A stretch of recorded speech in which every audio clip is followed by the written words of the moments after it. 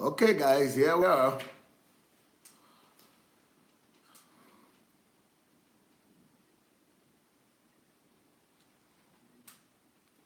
Here we are.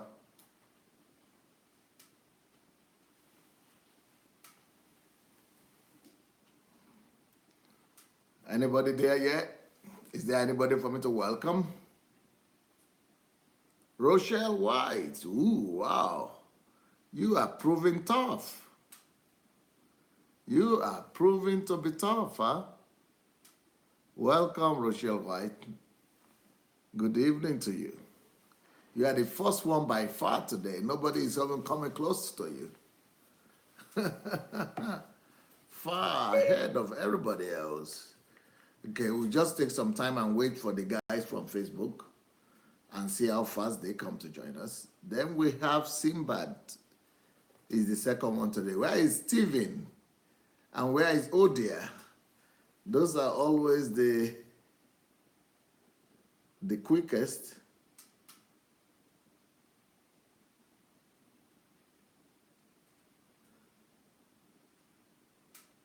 Okay, Joanne is here.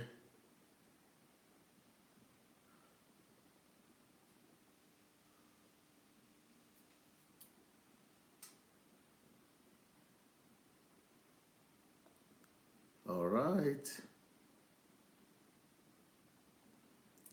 Stephen is here today. I thought we would not be here today. Okay, we have Eric actually. Eric is here as well. Rita is here.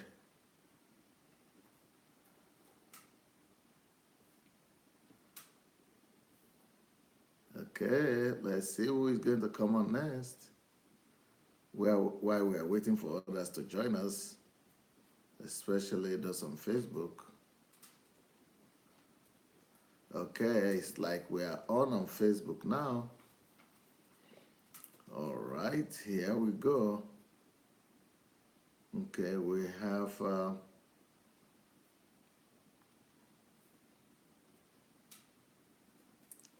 anybody there today?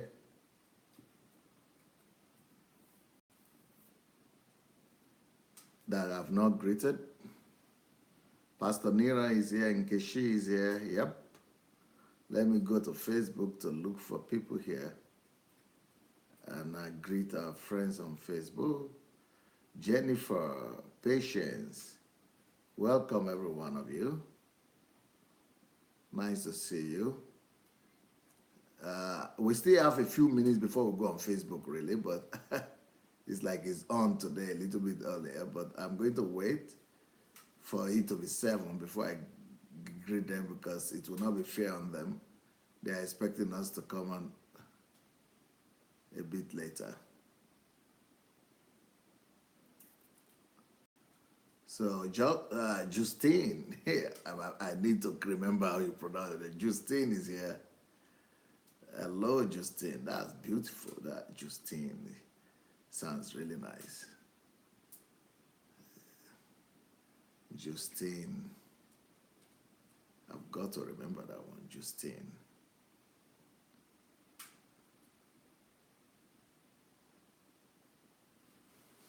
Okay, then I have, look who came. Pauline Doris Ngere is here. Osazu is here. Anne-Marie. Okay, now I think it's about time to go find the guys on Facebook now. Although it's not 7 yet, I think it's about to be 7.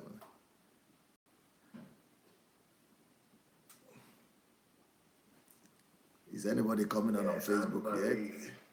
Ooh, they are there on Facebook already. I thought I should welcome you when it's 7, but we put it on a little bit earlier on Facebook, and you guys are already there. Okay, let me quickly see how many names I can still see. Okay, I have Stephen Godfrey here, Orenuga here. Orenuga, that should be my village person from Ijebu somewhere. They have Mesonge, Cynthia, Uriyomi, Chukwemeka is here, Shika, Oluwadare Sunday, just his namesake. Okelewu, Victor. Ify Fernandez is here. Adiola Disu, Christian All, or Al. Vanessa is here. Newton is here. Shikwe is here. Raija, Josh Shoma, Benny Give, Charles Smith, Bemi Orekoya, Francisca, Mary Odia. Mary Odia, I was looking for you on YouTube. Philip is here. Oh, there are actually two, one Philip, right? Philip Yeboah, Platonic. Yep. Nice to see all of you. It's another day, and I want to welcome all of you. Welcome, welcome, welcome. Let me greet a few more people from YouTube. Kayo is here. Kayo Dewa, Omonike, Oluwayomi, Abraham Daudu, Shegun Fatuma. Brilliant. Hey, can you believe the topic for today? Don't be shocked. I'm still continuing the same thing. How pastors brainwash you through guilt. And the series is your pastor or church brainwashing you, or is your pastor hypnotizing you? So how pastors brainwash you through guilt. This is a very, very sad topic, but this is what happens. People brainwash people. The churches, especially that we have in Africa today, it's all about brainwashing. I'm sorry for that. It's all about brainwashing. People are brainwashing you through guilt. And as sad as it sounds, but it's not good, I know, but it's a reality. These things are happening in Africa right now. People are using guilt to brainwash and hypnotize people. All them poor people looking for God, looking for miracles. And when you look for miracles instead of looking for Christ, that's what you get. When you look for, okay. They said they didn't get notification. Mary, you didn't get notification? You mean there was no notification on Facebook? Okay, I wonder why you didn't get it. Okay, I have Beatrice Whitrich there with the Kenyan flag. Laulu Olaoye is there. Aloy Wams is there. Kennedy Festus is there. Doris Omo. Yep, so let's go ahead and tackle this topic. So how do pastors brainwash people through guilt? I'm going to just show you an example of that, how that is done right now. I'm going to show you the video example, how that is done.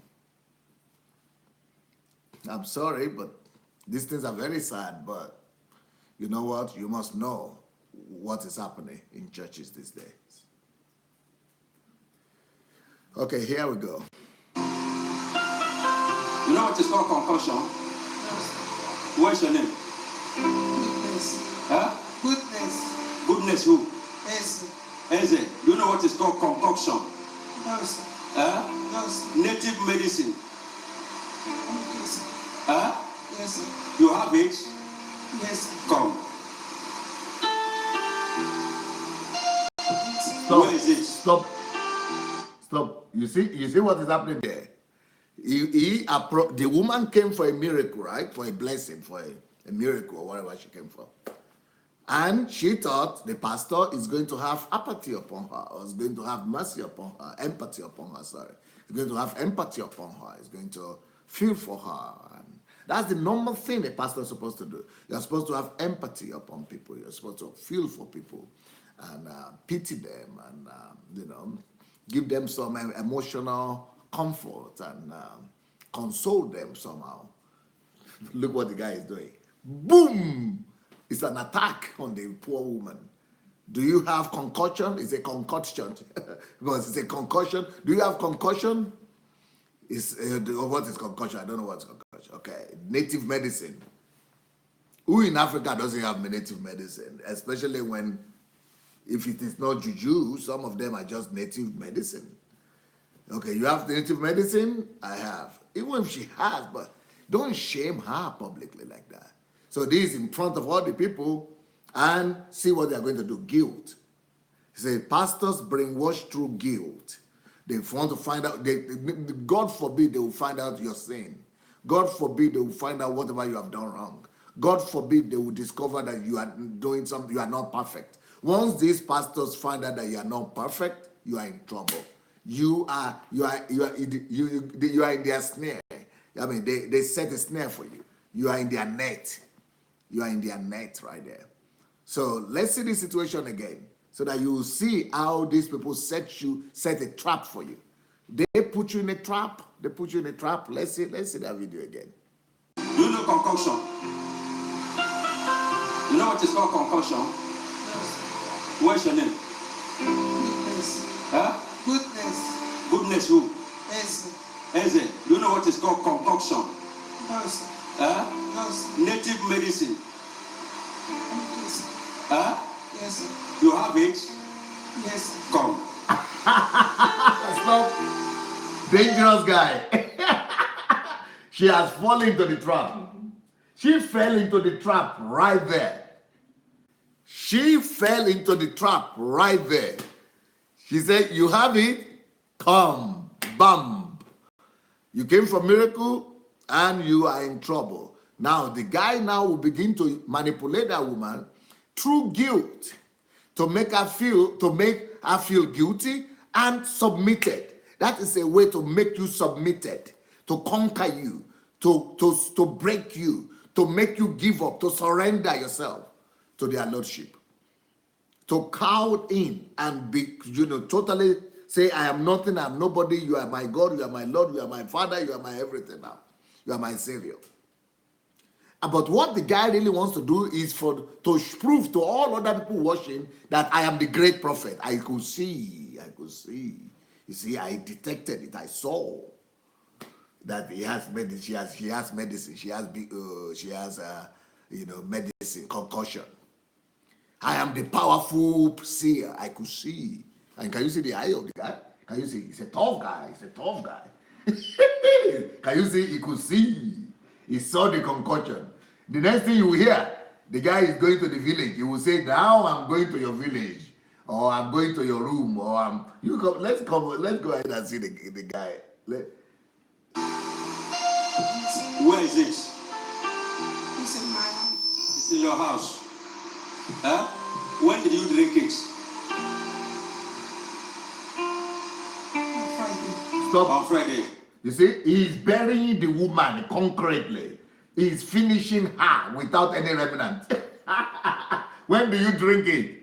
When did you take it? Where did you buy it? Where do all those, these are what pastors are using to kill you.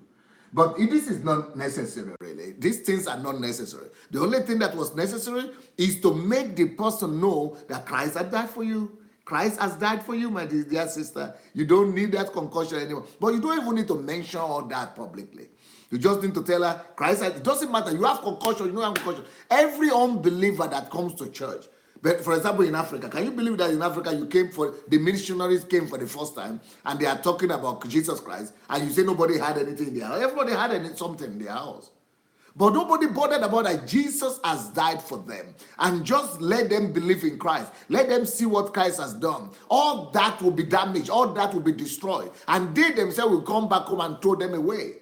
In the Acts of the Apostles, they themselves were taking the thing away and burning them and throwing them away. Why? Because they have known the truth, and the truth has set them free. You don't need to shame them because of that. You don't need to bring them forward and make them as a spectacle to the whole world and begin to make them feel guilty. And if you look at the face of that woman, you could see shame. Big shame written upon the face of that woman. Let's see. Who gave it to you? It's You see where is that man? You see your wife? Come. Stop. Can you see what he's doing now? He knew that the husband was there and he's now about to submit the man too. He has broken. He's got the woman. The woman is his already. Now he's about to get the man and break him and make him, remove him as the head of his family, remove him as the man of himself, and break him down and make him to begin to look up to him as a God as well. Go ahead. Who gave it to you? You see the way the man is running? Like a school. Stop. You see the way the man is running like a schoolboy.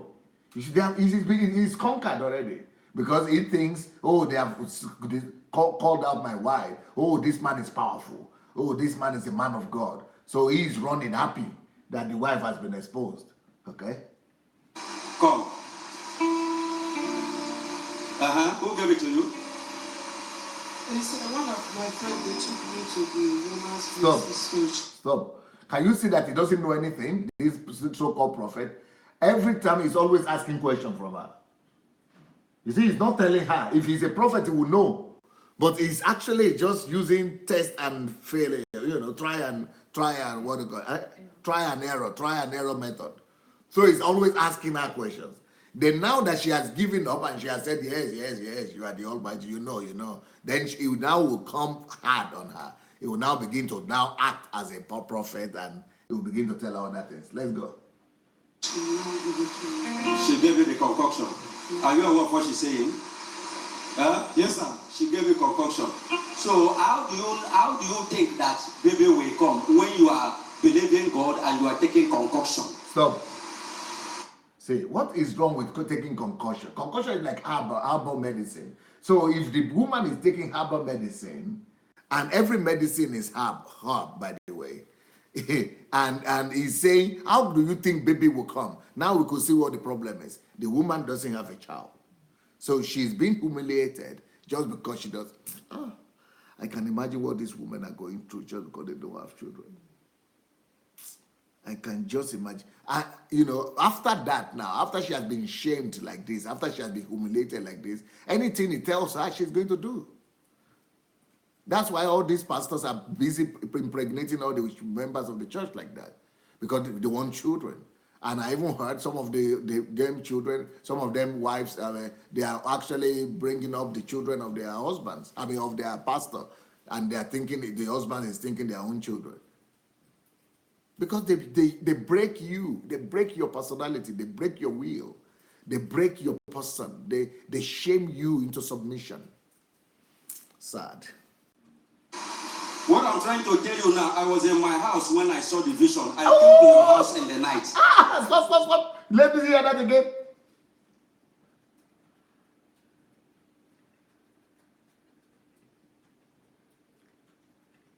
Let's hear Don't it. think that baby will come when you are believing God and you are taking concoction. What I'm trying to tell you now, I was in my house when I saw the vision. I came to your house in the night. Wow, stop it now. My God. My God. Look at the way he's just giving himself credit. Look at what this guy is doing. If you saw a vision, why were you asking questions? Why were you doing trial and error? Why were you questioning her so that she could tell you what really happened and what she's done, what she's not done? No, now he's establishing himself. He's now hiding this great man of God.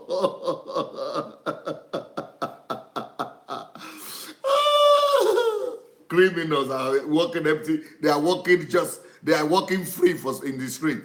And people are going to them. People are submitting themselves to these crooks.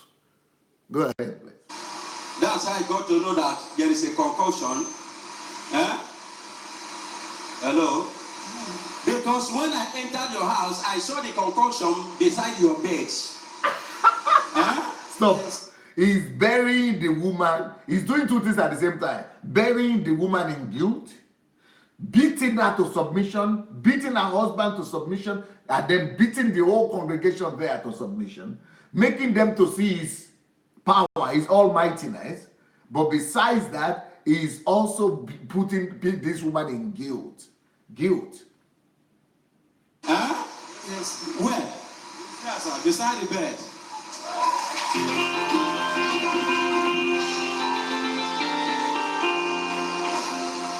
Don't take it, please. Do you know what happened? That concussion you are taking is directly from crocodile. I'm telling you. So how can I be praying for fruitfulness and you are going somewhere to collect concoction? That's why I said that there are many people here. Their mouth is here, but their heart is far. As I entered your house, angel carried out X-ray. And I saw damages in your womb. By the reason of that thing. Why are you people behaving like this now? It's very painful. Wait. I'm praying for you taking. Can you hear what you're saying?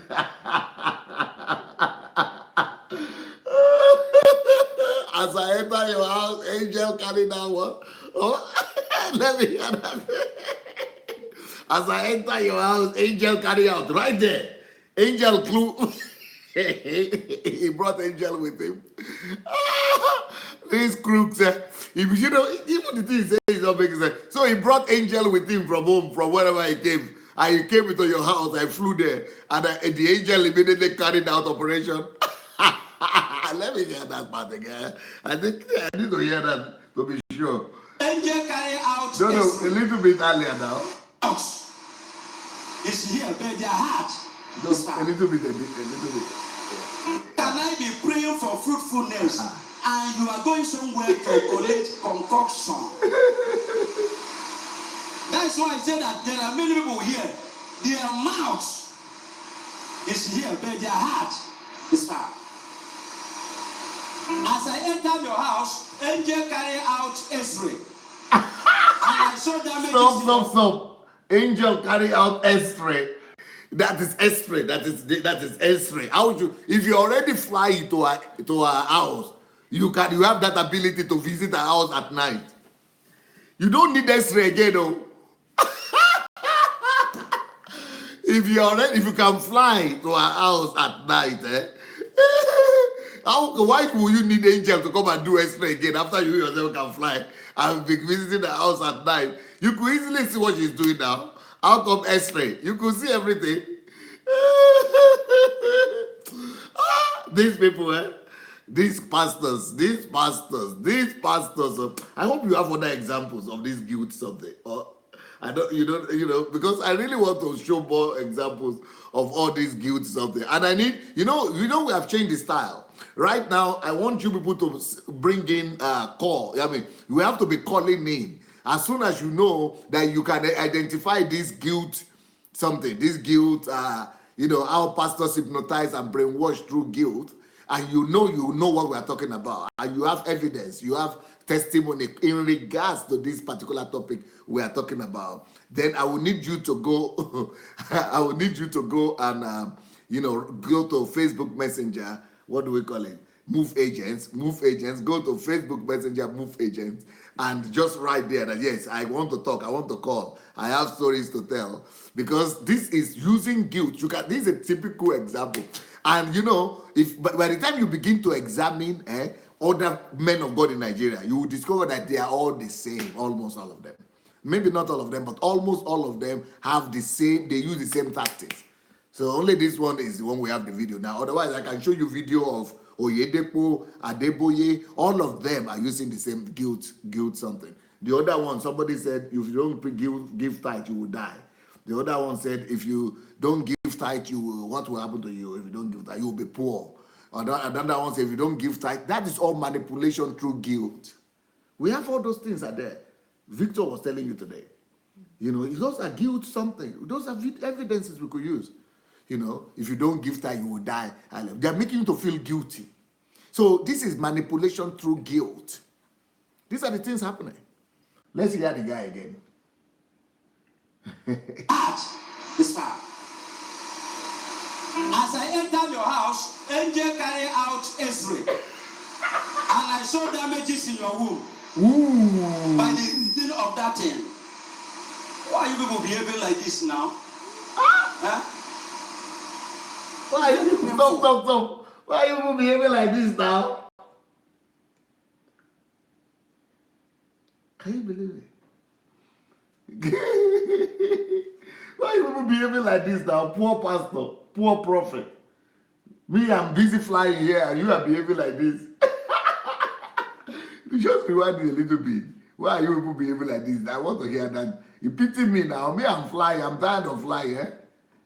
Go your ahead. house, angel carry out X-ray, and I saw damages in your womb. By the reason of that thing. Why are you people behaving like this now? See the shame on the woman's face. See the shame on that woman's face. She's been ruined. She's totally destroyed. She's been smeared on the floor. Okay. It's very painful. I'm praying for you. You're taking conclusion. You say one woman took you somewhere. For what? And that thing is directly from crocodile. How much do you pay? Well, you know everything now. How much you pay? But you know it now. 80,000, but instrumental. 80,000. Yes, sir. He will now claim that he had seen it. He will now claim he has seen Is it. it 80 or 8,000? 1,000. 80,000 for demonic concoction from crocodile. Look up and look at me, all of you in this church. Whether you are here or not, I know you. I know you. Except I don't want to talk. If I look at it, I just laugh. I know you. So there is nothing you, if you're not to be now, some people that slept with me last night, I will bring you out now. Even how much the man gave you, I will tell you. Even part of the money now, you are packaging it as tithes. And you collect the tithe. So, Oga, why now? Why this kind of thing? Solution. Now, the problem I have now is that how do you amend your womb now? So that baby will come. How do we amend your womb now? Even if the baby comes, it's not genuine. It's not what? It's not genuine. After a few years, the baby will start having a problem and become imbecile. And start misbehaving somehow. The baby will start giving you a problem. The blessing of the Lord make it rich. Why don't you wait? You see that 80,000, you will give it to me. You will give me the 80,000 naira and I will sanctify your womb. D or no D? D. The oracle. Now, wow. This one now, he's not even hiding it though. He's not pretending at all. Shineke.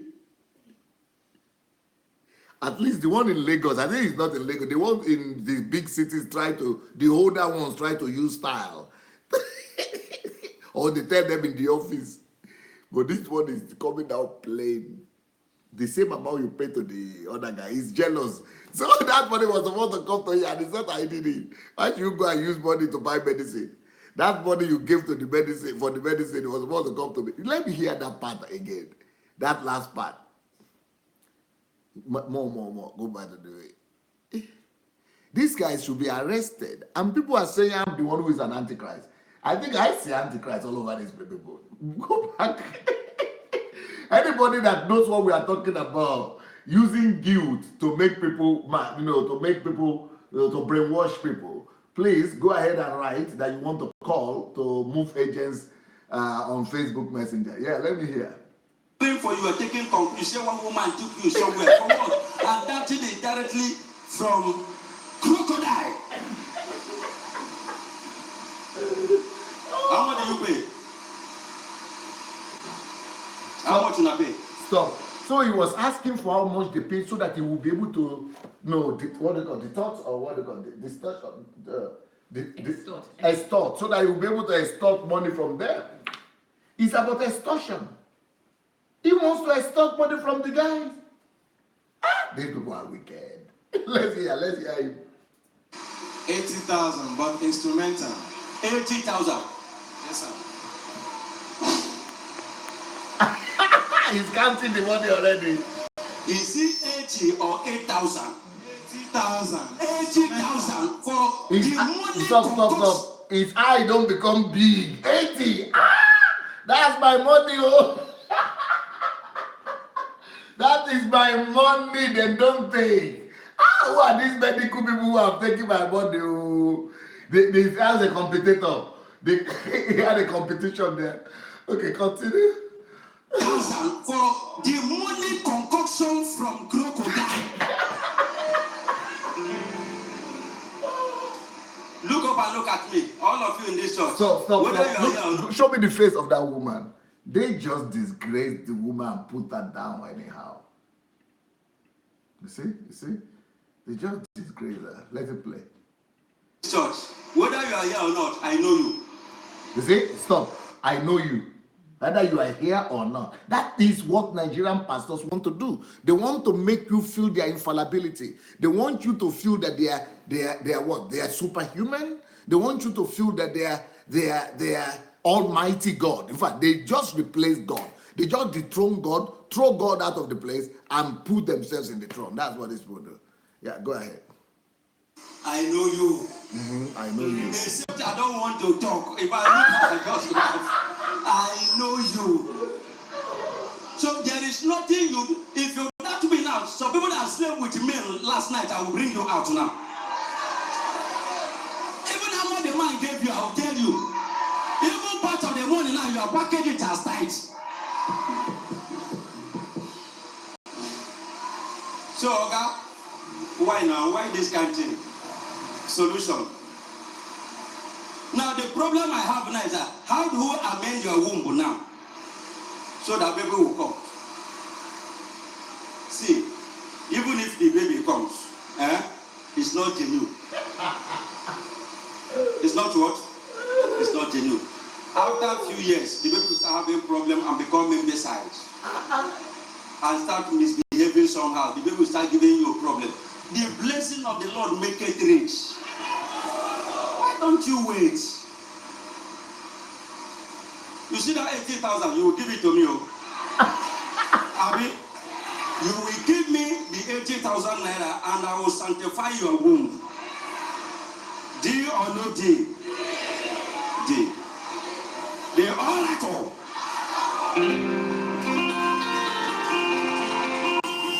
And the woman just even have a say.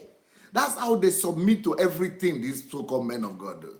Thank God his money is taken. It's not say I have to sleep with you to sanctify your womb. He just satisfy your womb, or sanctify your womb just by taking the money. I mean, these people are just, if you are, I want to talk, then we will let you talk. I think we need, let's use another example here. And let's see another example here. Okay. Go ahead. Guilt to manipulate and brainwash people. This is another This is another brainwasher here. All this, you look at the way he's working. He's even looking like 419. I'm sorry to say, but he's looking like a 419 guy. You just play. Let me see. She had sought God. She had done many things. One day she took her whole salary. She works with an oil company. She took her whole salary. Stop. Brought it to the altar. Did you hear how many times he repeated that? She took her whole salary. In 2 seconds, he has repeated it in 3 times. She took her whole salary. She took her whole salary. One day she took her whole salary. She works in a whole company. And people are saying, oh, oil company, she must be having big salary. Yes, she took her whole salary, the whole of it, and brought it to the altar. What, you know what he's doing that way? He's brainwashing the people. He's conditioning the people. So that why are you thinking? You think if somebody like that, someone who is working in oil company, what do you mean? What do you get? What do you make? You make some little chicken change there. You are talking. We take your money. What kind of money do you have? You have small money. I'm talking about somebody who has big money. I'm talking about somebody who is working in oil company. She took her. She didn't take half of. She didn't take 10%. She brought her whole salary. So that way he has killed all of them. He has submitted all of them. He has just subjected all of them. He has captivated all of them that way. That is brainwashing. He has just brainwashed all of those people right there. And let's continue. Repeat it again. She had sought God. She had done many things. One day she took her whole salary. She works with an oil company. She took her whole salary, brought it to the altar, and gave it to the Lord. Then every month, instead of paying 10% tithe, she began to pay 20%. We don't have time. Stop. Do you know what he's doing? He's conditioning the people through the power of suggestion. That's hypnotizing. He is hypnotizing the people through the power of suggestion. He's conditioning them. He's after money. These guys are after your money. Okay, go ahead. Instead of paying 10% tithe, she began to pay 20%. We don't have time. And if you are present there, you'll be blaming yourself. I say, I've not reached that place. So maybe that's why God has not blessed me. Oh, I was beginning to do the same thing. Oh, if that woman was so blessed like that, crooks, crooks have hijacked the church. So I told you, they have hijacked the pulpit. Crooks have hijacked the pulpit. Jesus said, whatever your right hand is doing, your left hand should not know. Whatever your right, nobody should know what you are doing. And they are bringing it to use to manipulate and to brainwash and hypnotize other people. Go ahead. 3 months, instead of paying 10% tithe, she began to pay 20%. We don't have time. I know there are those who are telling you not to give your tithe. Don't listen to them. Oh. They won't kill you.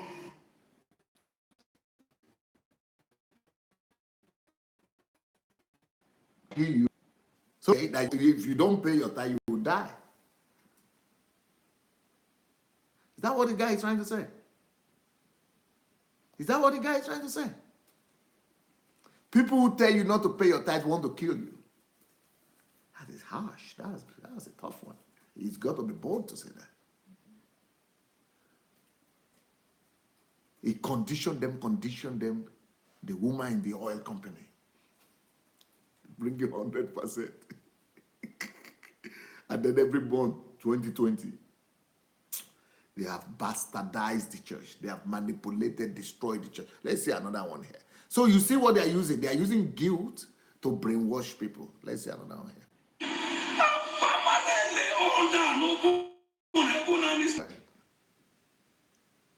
Go back. Start.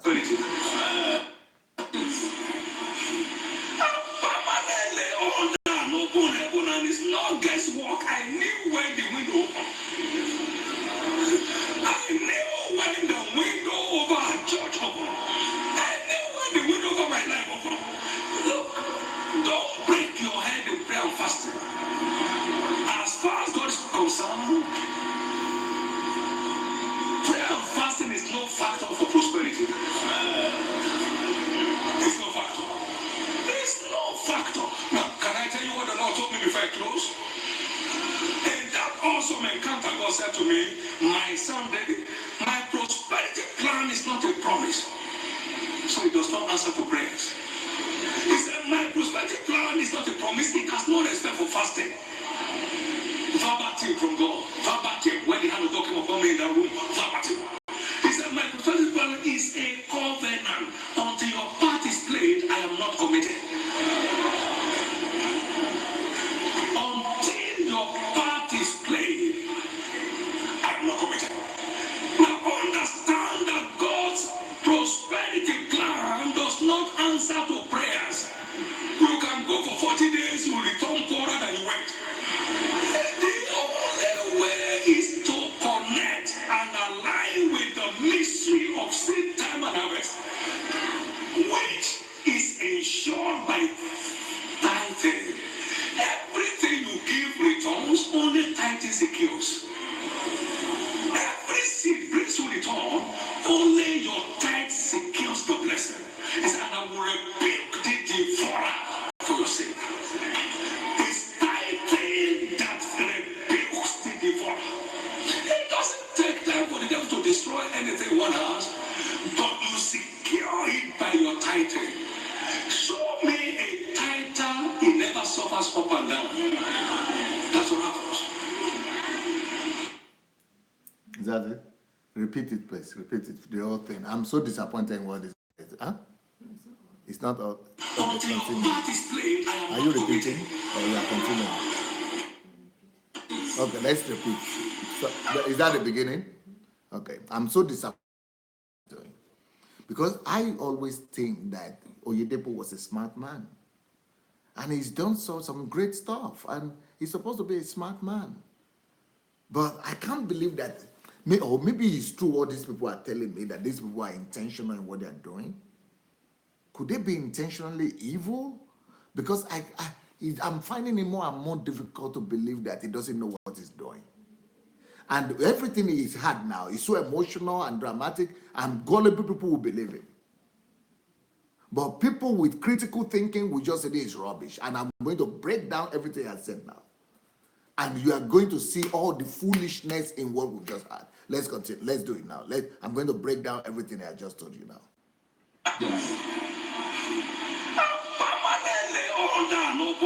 And it's not guesswork. I knew when the window opened. Stop. I knew when the window. Repeat, please.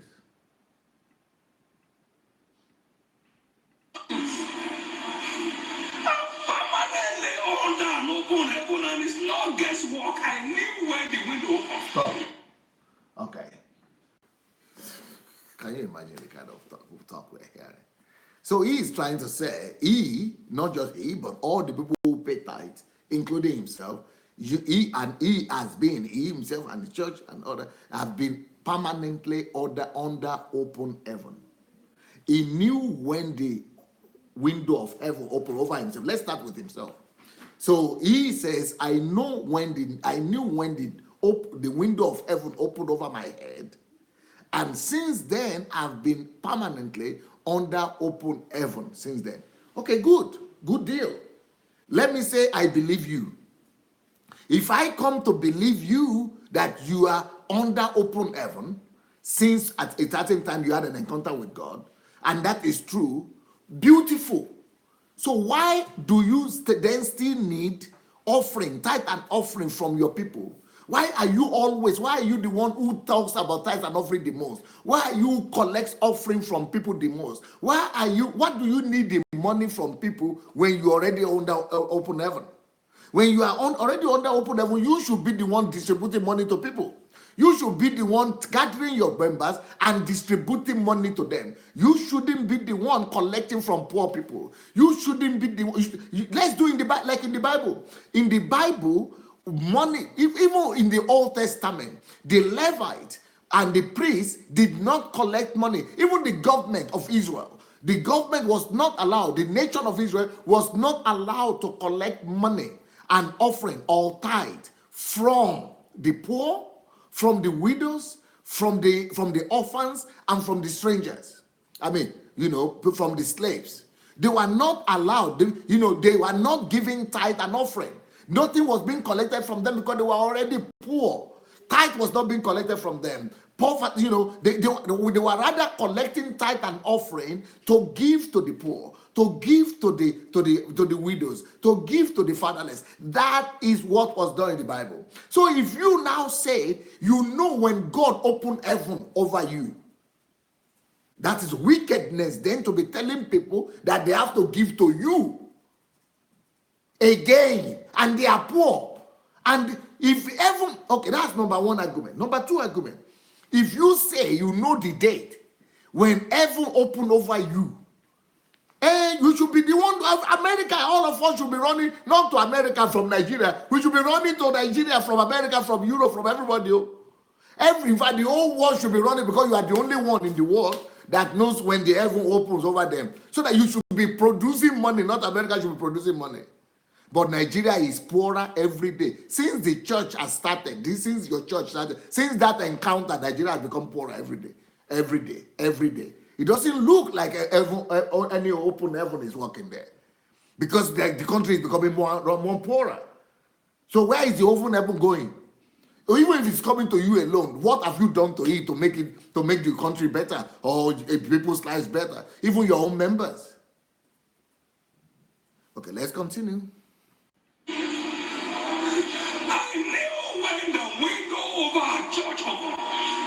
Stop.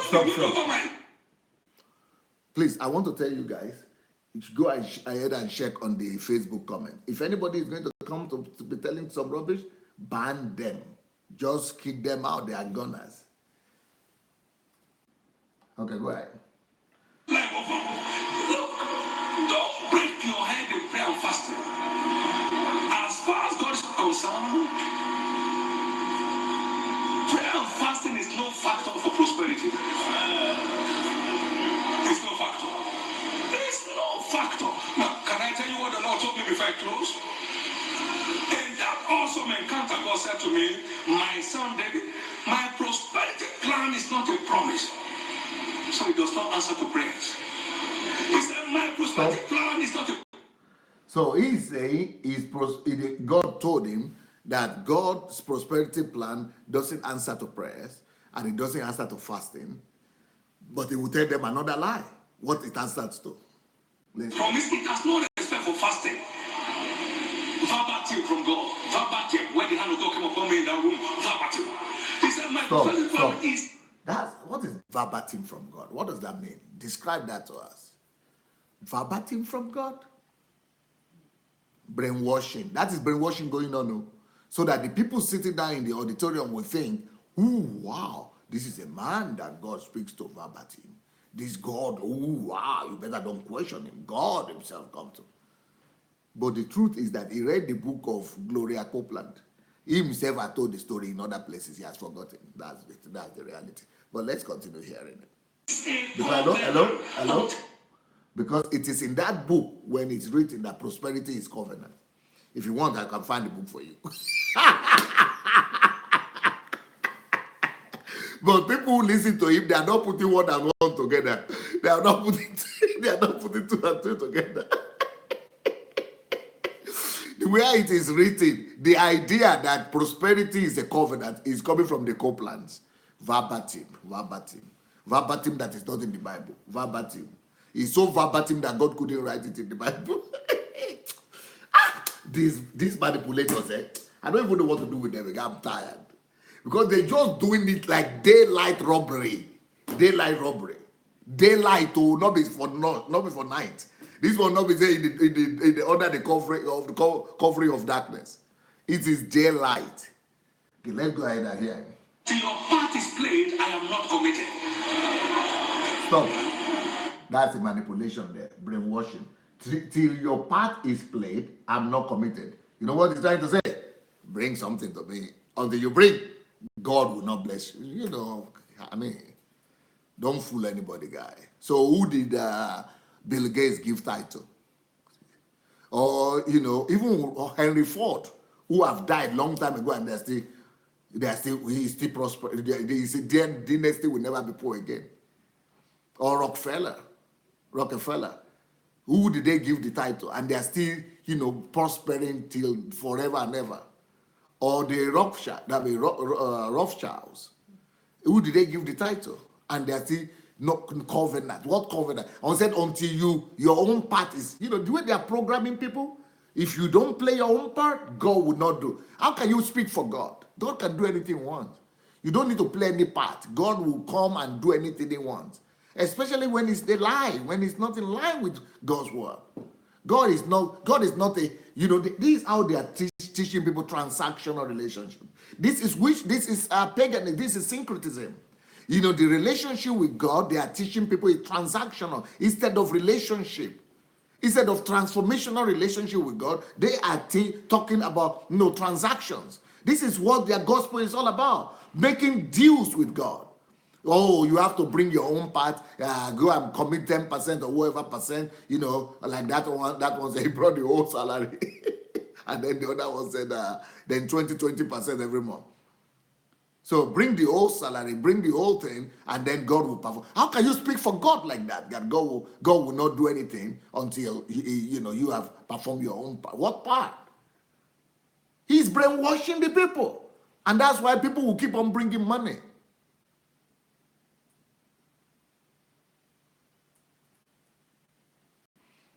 These people belong in jail, I tell you, because this is fraud.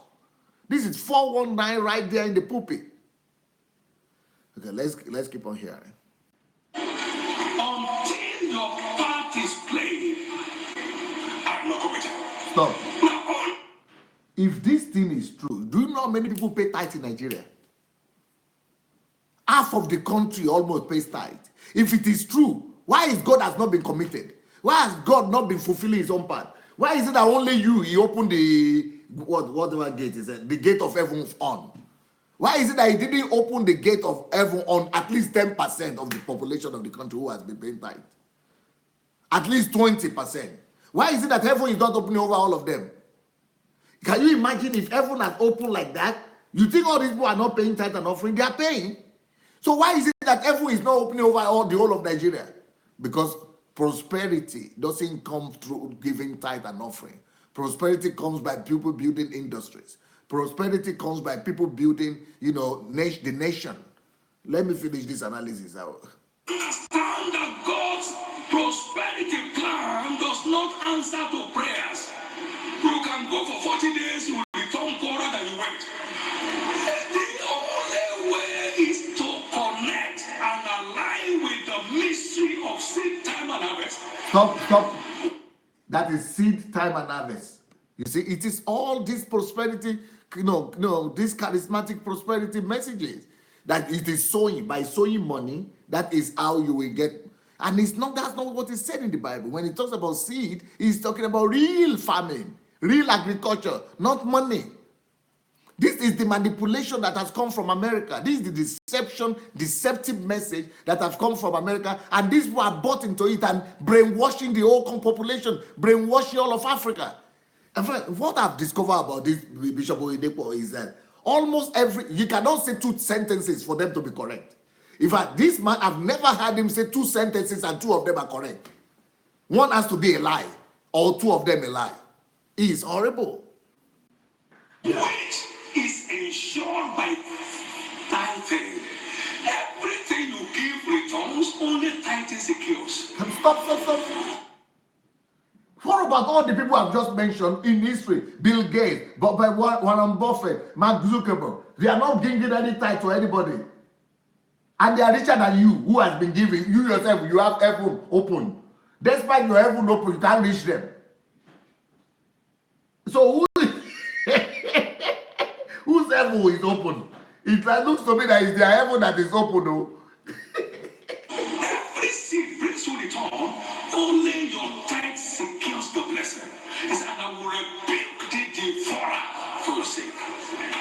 It's tithing that rebukes the devourer. Stop. It's tithing that rebukes the devourer. So what happened to Nigeria? For me, it's like devourer himself is living in Nigeria. For the impression that I have is that devourer is not even being rebuked in Nigeria at all. It's like it has his permanent residence in Africa. In other places where they don't pay tithe, there is no devourer, no anything. These people are just, forget about them. I mean, there's nothing to even discuss with them. I mean, this is so elementary and primitive, ignorance they're demonstrating. I'm so just surprised. Yeah. It doesn't take time for the devil to destroy anything one has, but you secure it by your tithing. Show me a tither, he never suffers up and down. That's what happens. Show me what? Repeat that part. I missed it a little bit. Show me the tither. Take time for the devil to destroy anything one has, but you secure it by your tithing. Show me a tither, he never suffers up and down. Stop. This one, millions of Nigerians that have been paying tithe, they suffer up and down every day. Even you, they suffer up and down. Even you, despite all the hiding and not telling people and trying to make people think you people are invisible, you still suffer up and down. All of us suffer up and down. I suffer up and down too. Everybody suffer. If you are living in this world, you pay title. They pay title. Everybody will suffer up and down because that's how life is made. Life is supposed to be black and white. Everybody will suffer up and down. You want to tell me I can gather right now members of your church? Let them tell us who never suffered up and down. And some of them have been preaching, tell me they have been paying tithe for 20, 30, 40 years. Up and down is permanent and constant. That's just a lie. What is that? That's what happens. Jesse Penny was a tither brought up by his mother, and he saw the tithing growing and growing. He said, this is getting too much. So he started cutting down on his tithe, and the business started going down until it went down bankrupt. It is tithing that secures the blessings from all other givers. If you are not a tither, other givers are vulnerable. The returns from other givers are vulnerable. What? it's not the church you are paying your tithes to, it's to Jesus. He said, here men that Stop. He said it's not the church you pay your tithe to. So why do you tell them to bring it there? Let them bring it to Jesus. Jesus himself already told us how to give to him. He said, I was naked. That is how to give to Jesus. I was in the hospital. That is how to give to. He said, you give to me. He said, I was hungry. You give. That is me. I was hungry. That is how to give to Jesus. You talk about giving to Jesus? Go and give to the Jesus what Jesus himself described. Jesus' description, not be your own description. receive tithes, but there he received them. He receives them. Jesus, and he has the key of David. He's the one that opens the windows of heaven. He's the one that receives your tithe. Ushers may collect it. Church officials may count it. It is Jesus that receives your tithe. You need to understand that. I want you to know hard time is just beginning. Hard times are just here to stay. But there will be saviors raised among God's people. And through the ministry of tithings, you know. You see, I'm so disappointed, not just at what he's saying, but at what all those people are saying. All those people are so gullible that are listening to him, and some of them are pastors. I see Paul, what is Nenche there, also writing down, taking notes, and his wife. They are just as if as if they didn't go to school. Can't they think at all? Do they suspend their mind altogether? And that's the problem. When somebody is a so-called authority in Africa, you know, everything goes. Everything is said, they just swallow it without questioning it. The guy is saying all forms of lies and deceptions and rubbish, and they are standing up and hailing him.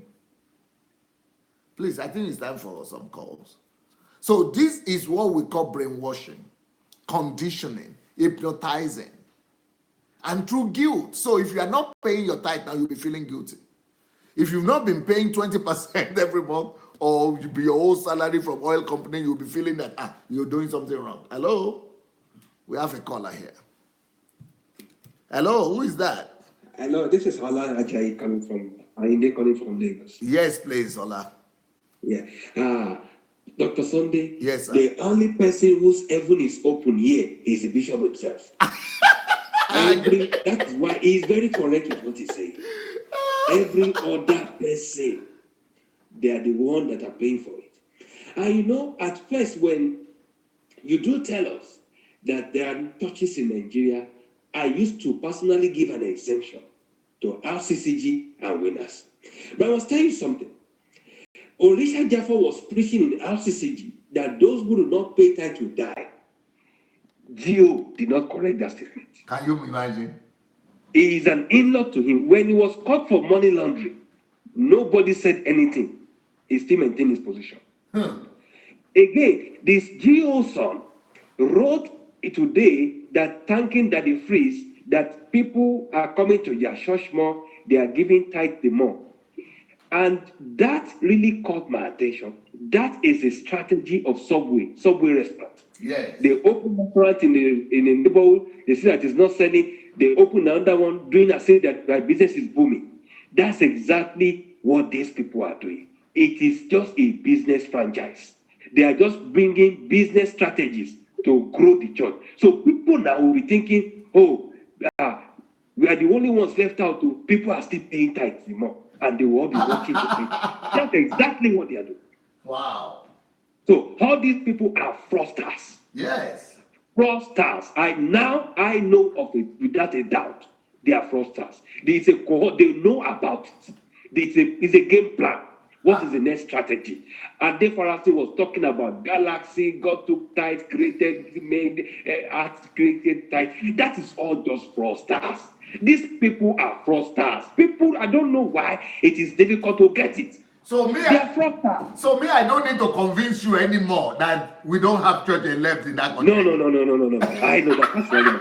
They are complete fraudsters. Because statement from Daddy Gio son today, thanking Daddy Freeze, is this Subway strategy. I know it because I read it and I'm trying to apply it in business. So it is the Subway strategy. This is fraudsters. Wow. I'm so annoyed with these people. I'm so annoyed. But can you Just imagine, robbing people, even robbing people. even if it is true that heaven is open over him, why is he collecting still money from people? He don't they open for you now, make you enjoy or distribute In fact, to. Eh? yeah, even Daddy Freeze was saying that, okay, if you are making a claim that there's 30% increase, show us bank statement. So how does he know? So he's the finance guy. Is it the finance guy for him to know? Then if he's the finance guy, all the money is in the family. People bring it, some keep it. But what is happening to our Nigerian people? Can you see how many crowds there saying, jumping out of up and down, and the guy Their is saying minds have been rubbish? blinded. Huh? Their minds have been blinded Wow. completely. I know they have to hearing this thing. You know, the local people that sell CDs in Nigeria, I don't know if you know, they keep playing all this. Even if you are there, you don't like Fuji, and they keep playing it beside your shop, you eventually be singing the song. So we need people to be playing these things on loudspeakers, that when they play, they begin to register in their minds subconsciously. Wow. Thank you so much, Ola. All right. Thank you.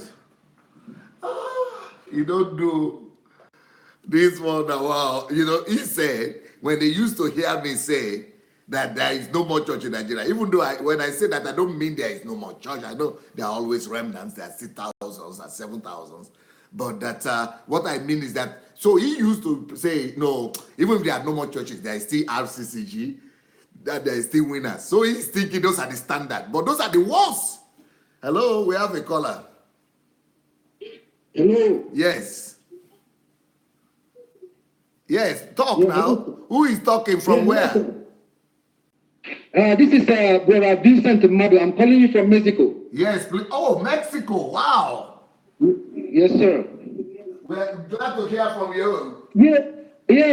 Pastor Sunday, I've been following you for the past 4 months now. Okay. I was introduced to you by one Charles. I was here in South Africa. Yes, it's And a ever good. since then, I never stopped following you. And frankly speaking, I lost hope in Nigeria. But after listening to you, following you for the past 4 months now, my perception, it has really changed. Wow. 4 months ago, that was around June, I was in Nigeria, and I was robbed by the Nigerian police. Ooh. And I had the intention of establishing a business in Nigeria, and that's a medical transport business. Yes. I was investing in ambulances, buying ambulances from US Yes. to refurbish them in Nigeria and run the business. So after the police robbed me in Nigeria, I stopped the importation. I already had 2 in Nigeria. Then the remaining 4 of them in US, I stopped the shipment just because I was scared. I said, how can I want to go and help my people. I want to go and introduce ambulance services in my state, in Imo State. Then all of a sudden, police, the people that are supposed to protect me, they robbed me. So now I don't want to continue this business.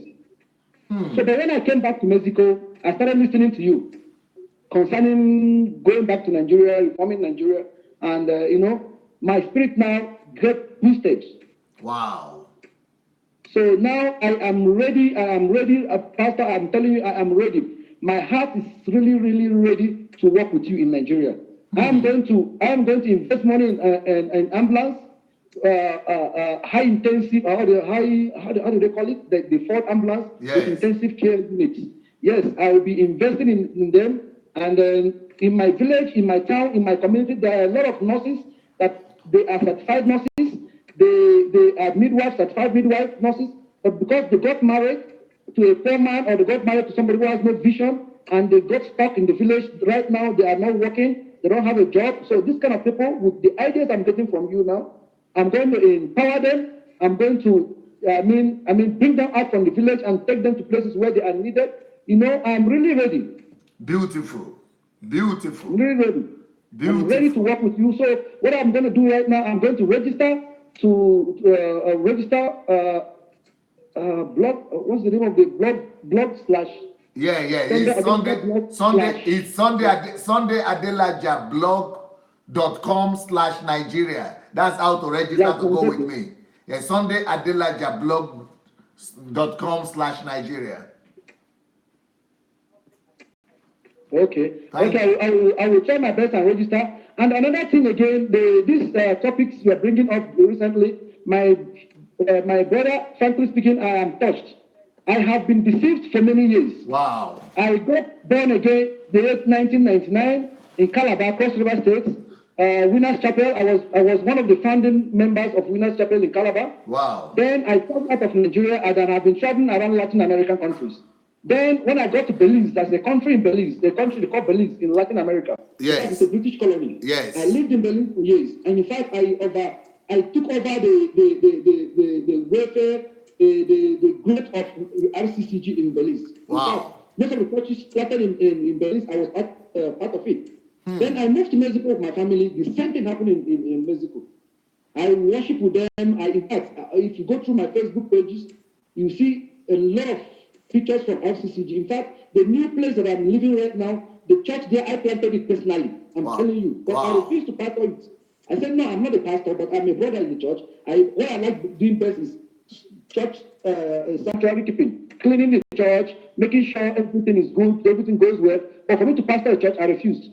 So, but what really caught my attention, what really made me to say I will never sit down in same seat or sit down in the same church with people is because of the last video you showed, where they were combing their hair with comb in the church, and where Pastor Debunking was demanding for 1 billion naira, and where they were worshiping his seat. I said, no, I'm done with this. Yes. I'm done with this. And my wife right now, my family, they are in Canada. My wife, she's a fire in Robin. In fact, she's watching you. And she has been crying all day. She has been crying. The things that we know now, had it been we know it 7 years ago, our life would have changed for better. Wow. But everything is just wasted years serving man, thinking that we are serving God. Yes. Wow. Sorry, my brother. Please make your wife send my books to her so that she will be able to regain the lost years. Yes, I will be in Nigeria. I will be in Nigeria ending of this month. Yes. So before going to Nigeria, I will contact the book dealer in Nigeria, somebody who deals on the book. So that when I buy them, or when I'm going back again, I will not take them to Canada for her. Yes. And I will buy them with my friends. Yes, and you could actually order them from Amazon or even from my blog as well. SundayAdelajablog.com/books. Thank you so much. Okay, thank you. Thank you, sir. Thank you. There's someone here who is asking for my number. I think the brother wants to call. I don't have telephone number. I don't use telephone number. But somebody will give you the way to call here now. And the way to call is to go to Facebook Messenger. This is on YouTube. Somebody is asking for how to call from YouTube. Go to Facebook Messenger. Not Facebook, but Facebook Messenger. Facebook Messenger, there is an app like that. So go there and look for Move Agents. One word, Move Agents. Then you will see MADIC in front of it, MADIC. So that's Movement Against Deception in the Church. So go there and write that I want to call. So Movement Against Deception in the Church. Okay, we have a caller. Hello, sir. Good evening, sir. This is Abimbola from UK. Yes, my sister. Good evening, sir. Thank you very much. God bless you. I have 4 messages, and I will try to be as quick as possible. Please. The first one is about Pastor Suleiman.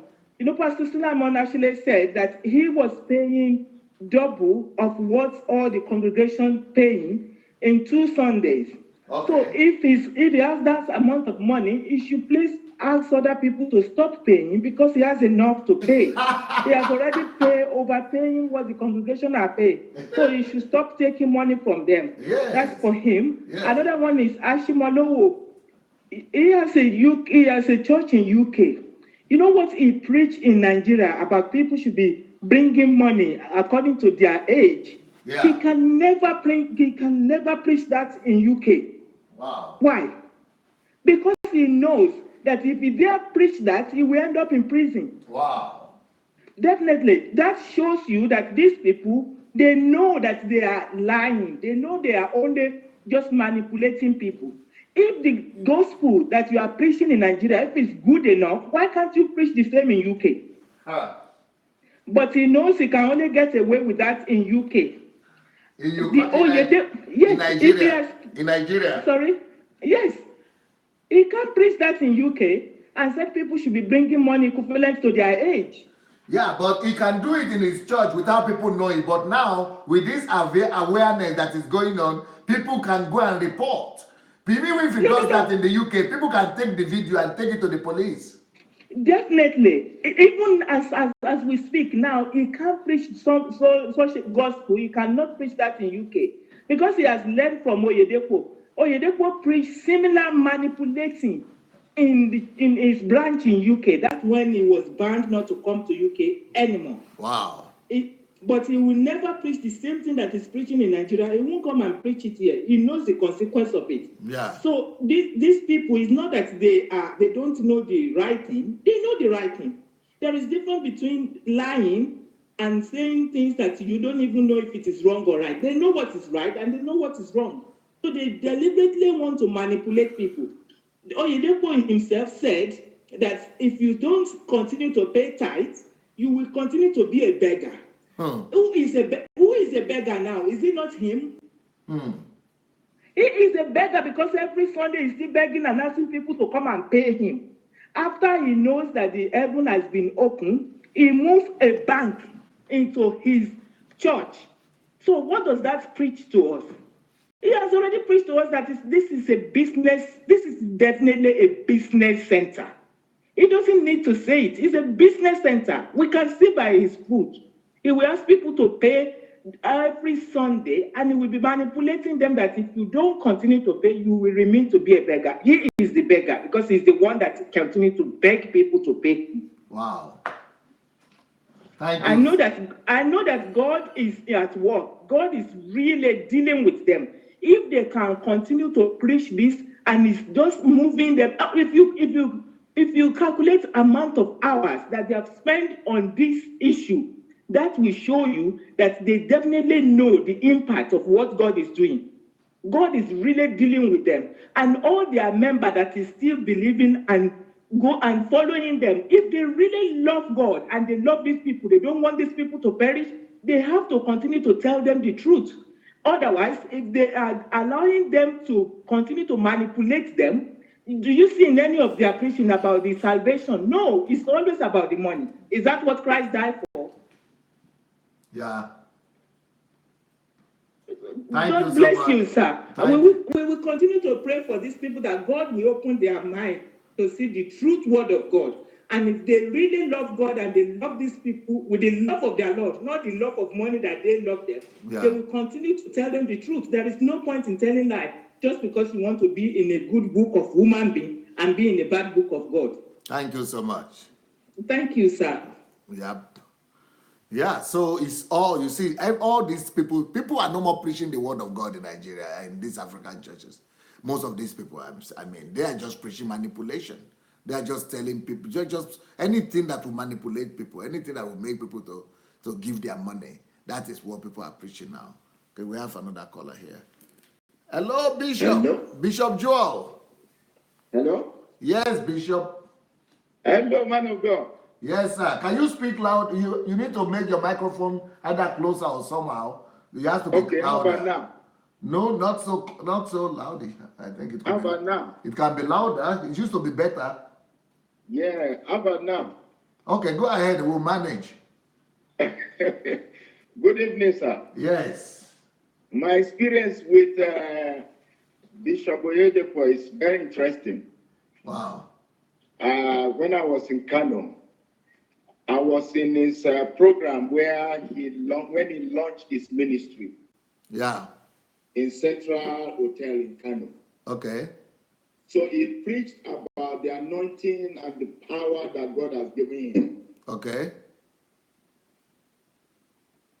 Hello. Now if he wants you to pray for him. Now your telephone is better. If you want me to pray for you, that's the word he used. Okay. We should, line up and see him. So when I went to see him 1-to-1, the prayer I asked him is that as the same way that Elisha asked for double anointing from Elijah, I want him to pray for me so I have double like him. The man dealt with me seriously. Wow, how? He dealt with me. He said, He said, I don't know what I'm saying. He said, you don't know what you're saying. If you have that, you will die.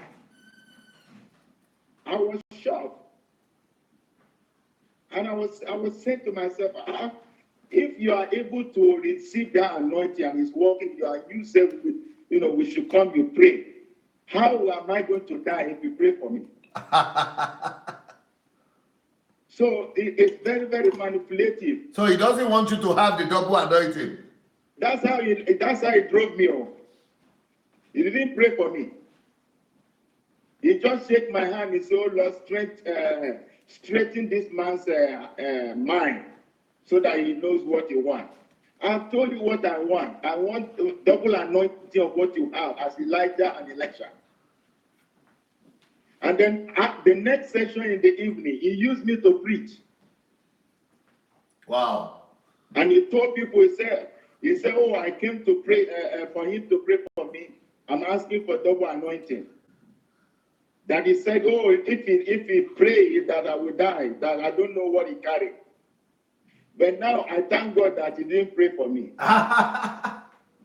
Because all these things that we're seeing, how can you come to UK and you are banned from entering UK? And then you pray, you boasted in Nigeria in one of the sermons that he has never collected foreign money to build all the things he's building. And yet here in UK, millions was what he transferred to Nigeria, and he claimed that he used it to build and give to the poor. Wow. So it's people who are listening should be very, very aware of this manipulative power of these men of God. It's so bad. Thank you very much, sir. Thank you, sir. Now, see what this man is doing. This man shows him we are looking at. And most of these people are Igbo women because he's Igbo and his church is 90% Easterners, people from eastern part of Nigeria. This, if I were in Nigeria, I'm going to sue this guy. And I want to call upon every Igbo person. Look at what he's doing with this woman. Look at what he's doing with them. This is insulting even to the nation and to the whole tribe. Hello? Hello, good evening, sir. Oh, is that Sunday? Hello? I said, is that Sunday? Yes, good evening, sir. Yo, it's been a while. How are you doing, my dear? I'm fine, sir. Yes, I want to hear you. We want to hear your contribution today. Asking for more time and all that, but I will try as much as possible to make it brief. Don't worry. If you speak, if you are going to speak as usual, you can have as much as you want to have. Yes, we can hear you. Okay, sir. I was saying that. The line is very bad today. What is happening with your line today? You might want. Yeah, your line is breaking. We just keep on losing. Hello. Yeah, we keep on losing you. You normally have a good line now. Yes. Okay, yes. Let's start. Let's try again. Hello. Yeah. Okay, can you hear me? Now, yes. Go ahead. Okay. It's not here. Hello, sir. Yeah, go ahead.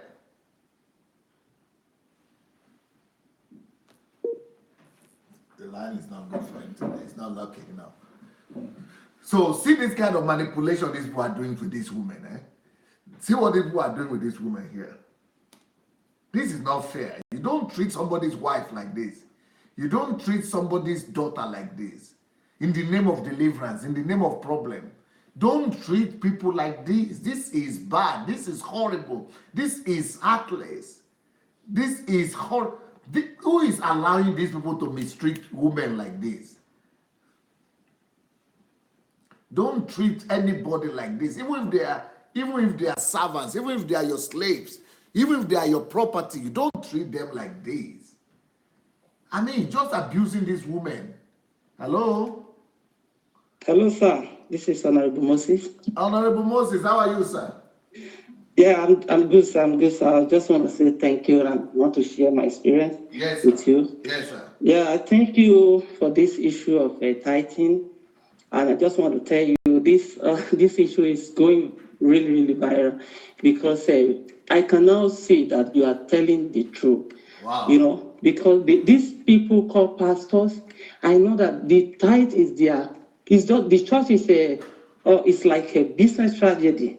Yeah. Now, if you can see the way they are talking about it right now, so I now understand that, okay, it's true. So Adelaja is really, really saying it. Because these people are getting mad and saying that, okay, even people are not paying tithe are not better than people that pay. Yeah. If pastor can say that, so. And second thing, I want to tell you that now we started our ministry in Nigeria. Okay. So we're helping people to go to school, people that cannot afford. I call my brother to gather people to go to house by house, people who cannot afford to send their children, that we started paying their school fees. And beautiful. You know, and people who want to learn. You know, some people want. I hear my brother told me that one girl want to learn how to sewing, and because of 10,000 naira, they can't do it. And I said, go and gather them. And now they put them in their work. They started working, and we pay for it in the mighty name of Jesus. Wonderful, wonderful. Just want to share it with you. Thank you so very much. Thank you so much for opening our eyes. And I know by doing this, even heaven will rejoice that people are turning to real Christianity. Yes, because this is what tithe and offering. That's what tithe and offering is supposed to be meant for. Thank you so much. And I want to use the opportunity to remind every one of us of the Libya project. The Libya One challenge. That's what it's called. Please go to GoFundMe.com and put your $1 there, or $5, or how much you can pay. So it's called Libya1.com. GoFundMe, Libya One Challenge. Libya One Challenge. Go there and go to GoFundMe and do it. But most important thing, we need to keep the movement moving. And the way to do that is by inviting people. Please go and invite, challenge 5 more people, or as many as possible people. Go and put this on your website and challenge as many as possible people to come and join, and so that they also will challenge another people. So let's keep on challenging ourselves so that we'll be able to make this thing go viral and gather. And I said it earlier, any amount we gather, if we gather $1 million, I'm going to double it. I'm going to match it. Okay, we have Sunday calling back. Hello, Sunday. Hello. Yes. Okay, can you hear me now? Yeah, it's better now. Okay. I was saying that we thank God for the movement. We thank God for what God is doing. There's a lot of high opening. There's a lot of deliverance. There's no better deliverance than what is going on across the entire spectrum. This goes beyond Nigeria now. But Jesus is smiling. He's smiling in heaven that finally he's going to have back his church. Yes. He's going to have back his church, and the power of God is going to come back. The power of God is going to come back, because now the real gospel of Jesus Christ is coming back. Now, I wanted to say that these big so-called superstars of the gospel, they didn't start out like this. Jesus was trying to warn the people and his disciples that we have to be careful with money. Yeah. We have to be very careful with money. There was a description that he gave that it's easier for a camel to go through a needle's eye than for a rich man to actually get into the kingdom of God. Yeah. Jesus wasn't saying that to have riches is a sin, but one has to be careful. Everything has to be with moderation. Yeah.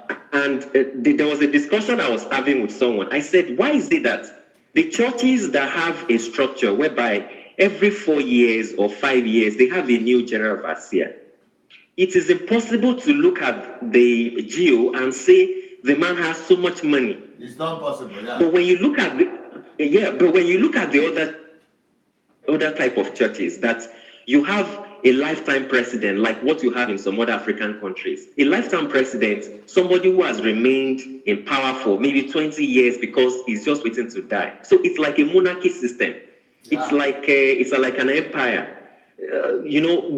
God's work is not for you to set the ball rolling, and you can hand over the mission on the vision to someone else to take on. If you really believe while you are still alive, the mission can continue if it's just about the work of Jesus. But the fact is that it's not about the work of Jesus. Gradually, it has metamorphosed into a private business, a family business. And somebody was telling me the kind of investments that is in Nigeria now, it's in especially Lagos. What the churches use God's people's money for. And I was like, wow, this is brilliant. The church are diversifying into different kind of businesses. And that's why sometimes people don't understand when they say that they are not using the tithe and offering to buy private jets. They are right in a way, because it is not directly the tithe and offering. They actually invested those money. But what I'm saying is that they should let people know that, look, it is the value system that can actually make all the difference. It's not about you giving to me that will make God bless you. Now, they need to teach people that, look, you need to invest what you have. You need to invest what you have before you can become wealthy. Before you can become what God wants you to be. Are you still there, sir? Yep. Hello. I'm here. Are you still there, sir? Very much. Okay, sir. So when they say that they are not using tithe and offering, they are right in a way, because they don't directly use the money. They diversify. They invest it. Then after some time, because there's somebody was telling me that there's a church. I just don't want to mention the church now. There's a church. His own company, his own business is that he waits for them when they gather certain money. They give it to him to invest it on their behalf. And not too many people in the church knows this is going on. All they wait for is a miracle. Now, I was saying about Bishop Oyedepo, he didn't start out well. He didn't start out like this. He wasn't this kind of person. But maybe along the way, because of his interaction with these American pastors, all these American modern New Agers and all these prosperity preachers, along the way, maybe something happened and he just became so much involved with money, because he used to be in a fellowship, and I've been privileged to meet his fellowship president when he was on campus. He attended what's it called, IOT in Kwara State, and Adelaja happened to be the fellowship president when he was there. He wasn't an executive when he was on campus, and Adelaja said that he has been to Otta many times to tell him that, bro Dave, you were not like this. What happened? But the thing is that what we can keep doing is we just have to keep praying for them. Thank you so While much. we do that, this movement, hello, sir? Yeah. Can you hear me? Yeah. While we do that, we need to liberate people. Yeah. We need to liberate people, and that is what this movement is doing. And I want to tell you that for some certain reasons, I have decided to just lay low, because I've gotten a lot of threats. I've gotten a lot of, so I said, okay, fine. I'm going to fortify myself a little bit. Yeah. Once I achieve what I'm achieving, my God, we're going to blast hell open. So thank you so much. The thing is that they should. This is a movement that if they can't kill, they can kill. Even if they kill one person, there are millions of army. Jesus is prepared to raise army, just to defend his church. So that is just my contribution, sir. Thank you so much. Now, concerning the, what they are doing, they are diversifying, they are investing in everything. But what is happening to the Nigerian economy? Even with all the things they are investing, because the churches are investing in the name of the churches or in the name of the founders. But the problem is that they are supposed to teach every member to invest instead of bringing money to them. The country will still be poor until they teach every member investment. Yes, please. We have the next caller. Hello? Yep. Who is Hello? calling, please? Yes? Hello, sir. This is Emeka From? from Canada. Okay, Mecca. Yeah, I just want to contribute a little bit based on what the topic you're treating. Yes, sir. My own little experience. Yes, sir. I was a member of Winners Chapel since 2002, 2003. And I remember in 2003, they said they were building Covenant University. Yes, sir. And I was still a high school student then. They were like so into the school, so this missionary school and all that. Then I think I had just 10,000 in my account. I pulled the whole money and gave to them as student follower, but only to discover that the school finished and became one of the most expensive schools that even the pastor children cannot go to. Wow. Now, number two, right now, Redeem is building, say, 20-kilometer church or whatever they call it, and Winners is building Faith Theater worth billions of dollars. Now I ask, what happens to building 20-kilometer factory or industry or whatever and employ people off the street? What happens to that?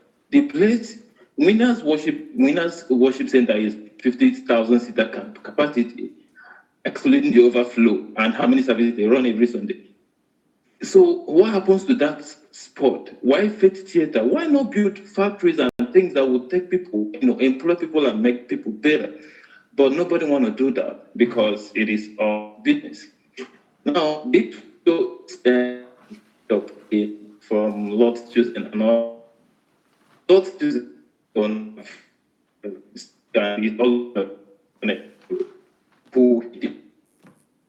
The line is bad. The line is bad. We can't hear the caller again. Now, somebody is correcting me, and I thought I was saying it right this time. Carol is correcting me that the $1 Libya challenge, when you go to GoFundMe.com, you have to do Libya 1 challenge. Libya 1 challenge. Yeah? Yeah. So everything is in words. You write it, GoFundMe/Libya 1 challenge. Okay. Thank you. Yep. Here we go. Hello. Hello, sir. How are you, sir? Well, I'm trying my best. I don't know how he's getting through, but trying my best. It's Pastor Julius on the phone. Yes, you are getting through very, very well. I was a little bit apprehensive about this tithe business in the beginning, that it might not get to the rural villages and in Nigeria. Okay. But one of my pastor friend called me last night and this afternoon to actually say that the message is getting everywhere because I have to tell you, my pastor friend doesn't use Facebook. I've told him about you. He's just a who. And he's not been arrogant. It's just that he set himself apart to be taught by the Holy Ghost, and he's being used. Beautiful. When I speak to him, he sounds just like you. And I also ministered somewhere yesterday morning. After that, I had to go out to another ministry. And this pastor, when I entered his church, what he was talking about, at the end of the service, I said, "Have you been watching the DSA?" He said, "Who is DSA?" He said he has not. I mean, I'm talking about London. He said he has not listened to anybody for the last 7 years. Wow. He said he set himself apart. And after the service, he said they don't take offering, they don't take tithe. This is London. Wow. I said, but why won't you take tithe and offering? He said, let me tell you the truth. He said, they in their church, they have more money coming in than the church that he was previously that takes tithe and offering. Wow. He says in this church, people they pay in £5,000, £1,000, £2,000 as they wish. Nobody's being manipulated. Yes. Now, so what am I trying to say about the rural places in Nigeria? My pastor friend told me, he said that they had local pastoral meetings, and the people are revolting, saying that they are not paying tithe anymore. Wow. And they're saying that they're going to be giving it to orphanages and all that. Yes. And all the pastors are now worried that what is going on here. And he addressed them that you guys, you have made food the lord of your belly. So if you continue to do that, you'll be cheating people. And he told them a story about 3 weeks ago. He said somebody came to his church, blessed the church with rice and yam, and he distributed those rice and yams to the needies. And not a drop of that rice entered his own house. And all the pastors there said, Pastor, how are the members going to be blessed then? He said, you see? He said, what is not meant for you, what is not meant for him, that is meant for the church, why should he eat it? Yes. It is meant for the people that need this thing. And he said, for example, he said 2 parentless children graduated from his own personal house this year. If he did not fund them, he would have been building his own house.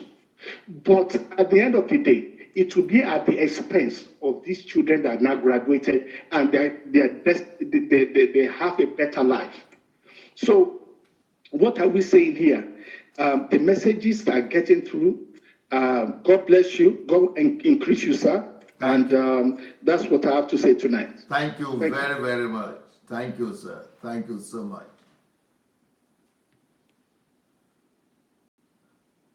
Yeah. You have something here? Oh, we could wait. Okay, let's go to some teaching. Let's go and do some teaching now. So, how pastors brainwash you through guilt. You already saw some practical aspect of that, but let's do the teaching now. Another psychological way African pastors use to brainwash their gullible members is through the weapon of guilt. Yep. This is the weapon that Satan himself uses. It's not a nature of love, hence not a nature of God. Romans 8, 1-2 says, there is therefore now no condemnation to those who are in Christ Jesus, who do not walk according to the flesh, but according to the Spirit. For the law of the Spirit of life in Christ Jesus has made me free from the law of sin and death. There is no more condemnation. But in Africa, churches use condemnation as a weapon. Yeah, somebody is trying to call us. Huh? Okay, then go ahead with it. Notes. One of the major reasons of Christ's death and resurrection is to relieve us from guilt. But churches today are doing just the opposite of what Christ died for. The establishment of guilt is a whole system in African churches. They use your sin, they use your past, they use your failures, they use your imperfections to put you in the of guilt. In Pentecostal churches of Africa, guilt complex is a huge way of imposing church dominance on people. Revelation 12:10 says, then I heard a loud voice saying in heaven, now salvation and strength and the kingdom of our God and the power of his Christ have come. For the accuser of our brethren, who accused them before our God day and night, has been cast out. You see, it's Satan that is using guilt. Satan is the accuser of the brethren. The truth is that it's only Satan who uses guilt as a weapon of destruction and captivity. He is the accuser of the brethren, pointing accusing fingers at them, reminding them of their guilt, faults, and imperfections. Most of the time, these evil pastors do all this only to make you know that they are superior to you, as if they are anointed while you are not. In the end, the victims seek demon possessed, believe that they deserve their punishment or shabby treatment. They no longer had anything to do with the injustice of their predators and oppressors, but rather that they believe that they should be delivered. They are no more condemning their predators. They are no more seeing guilt or fault of their predators. They are rather saying they are to blame. Okay, we have a caller here. Yes, who is calling, please? Yes. Good evening, Pastor Sunday. Yes, sir. Who is calling from where? Yes, I'm calling from Germany. My name is Uko Uche. Yes, sir. You have to put off your Facebook page, please. You have to put off the Facebook volume. Put it off, please. If you don't put it off, we cannot hear you.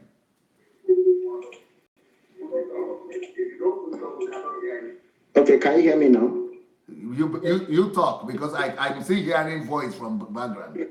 Okay. That's I'm listening to you from YouTube. You've got to remove it. You've got to put the full YouTube on. Okay, it's okay now, right? Yeah, you talk now. We'll see. All right.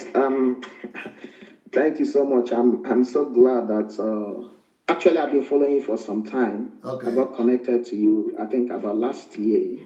Yeah. So because I was so interested in the movement of going back to Africa, especially Nigeria, where we come from. Yes. Recently, because I was born again around the age of 18 or before then.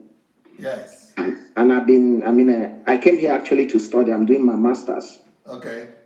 Yes. So the issue of tithe is not just it's not just the only issue, but I'm just so as I was trying to call you now, I was listening to your message, the teaching you were just giving now. Yes. This is exactly in line with what I began to have interest in. In fact, I started writing on a page I created on Facebook. So I think the problem about tithing is actually drawn from fear. Okay. It is nothing but fear that makes people, become prey to all these ministers. And since I got to know about this, I have been liberated from my mind. I'm telling you the truth. These are our pastors. They keep telling people. They are so much afraid. I tell people, like, if you see what I write on Facebook, it's so strange, and some of them don't believe it. But I told them that, look, sin is not a problem to God anymore. People are afraid to talk about this truth. But they keep telling them about sin, about judgment of God. And this thing is what manipulates our people, because you cannot be manipulated in love. Yeah. You can only be manipulated in fear. Yeah. And then I told them that if God be our Father, like he said in the scriptures, which I can prove, because I've been studying. In fact, I went into detailed study because I got so tired. I said, God, this is not the life you called me to live. I can't be living in perpetual sin, whereas you have paid for these sins. They don't tell them that God loves them unconditionally, and this is by grace. It's not by performance. Right. So, and now because these people are held bound by all this negative preaching, telling them about sin, telling them about the consequences, telling them about hell and the coming of Christ. I'm not against all these things, but the emphasis is not on this thing. Yeah. These people have deviated so much that people are held bound by the fear of what God will do them, not that they love God. And then I believe that God is not happy that people that claim to believe in him, they fear him instead of loving him. Yeah. And this is the irony of Christianity that we have in Africa. I'm sorry to say, I've ministered this gospel, but not like I know now. I've ministered it when I was in school, in the villages, in the buses, everywhere. Even here, I still minister it. But what I'm saying, the understanding I have now is people are held bound. They tell you about Malachi, but they don't tell you that you should give as you propose in your heart. Yeah. And the problem with this is they know that if they tell people to give as they propose in their heart, which the book of 2 Corinthians tells us, if they tell people like that, people will not give them. Reason is because these people, they don't understand, first and foremost, the love of God, which is unconditional. Thank you so much. You made your point. You made your point. Thank you so much. All right, here we go. Let's go. Let's get other callers in. We have many callers on. Yeah, somebody is saying. Somebody is saying some people are talking against me on Facebook. Oh, what do you expect? They've got to. I've been waiting for that since. I've been provoking them to come out. Let them come and do their own talk and let's hear their own facts. Yeah, we have another caller here. Hello. Hello. Good afternoon. Good afternoon. Yeah, my name is Thelma. I'm calling from Dallas. Yes, Thelma. Yeah, I just want to use this opportunity to say a big thank you for this movement.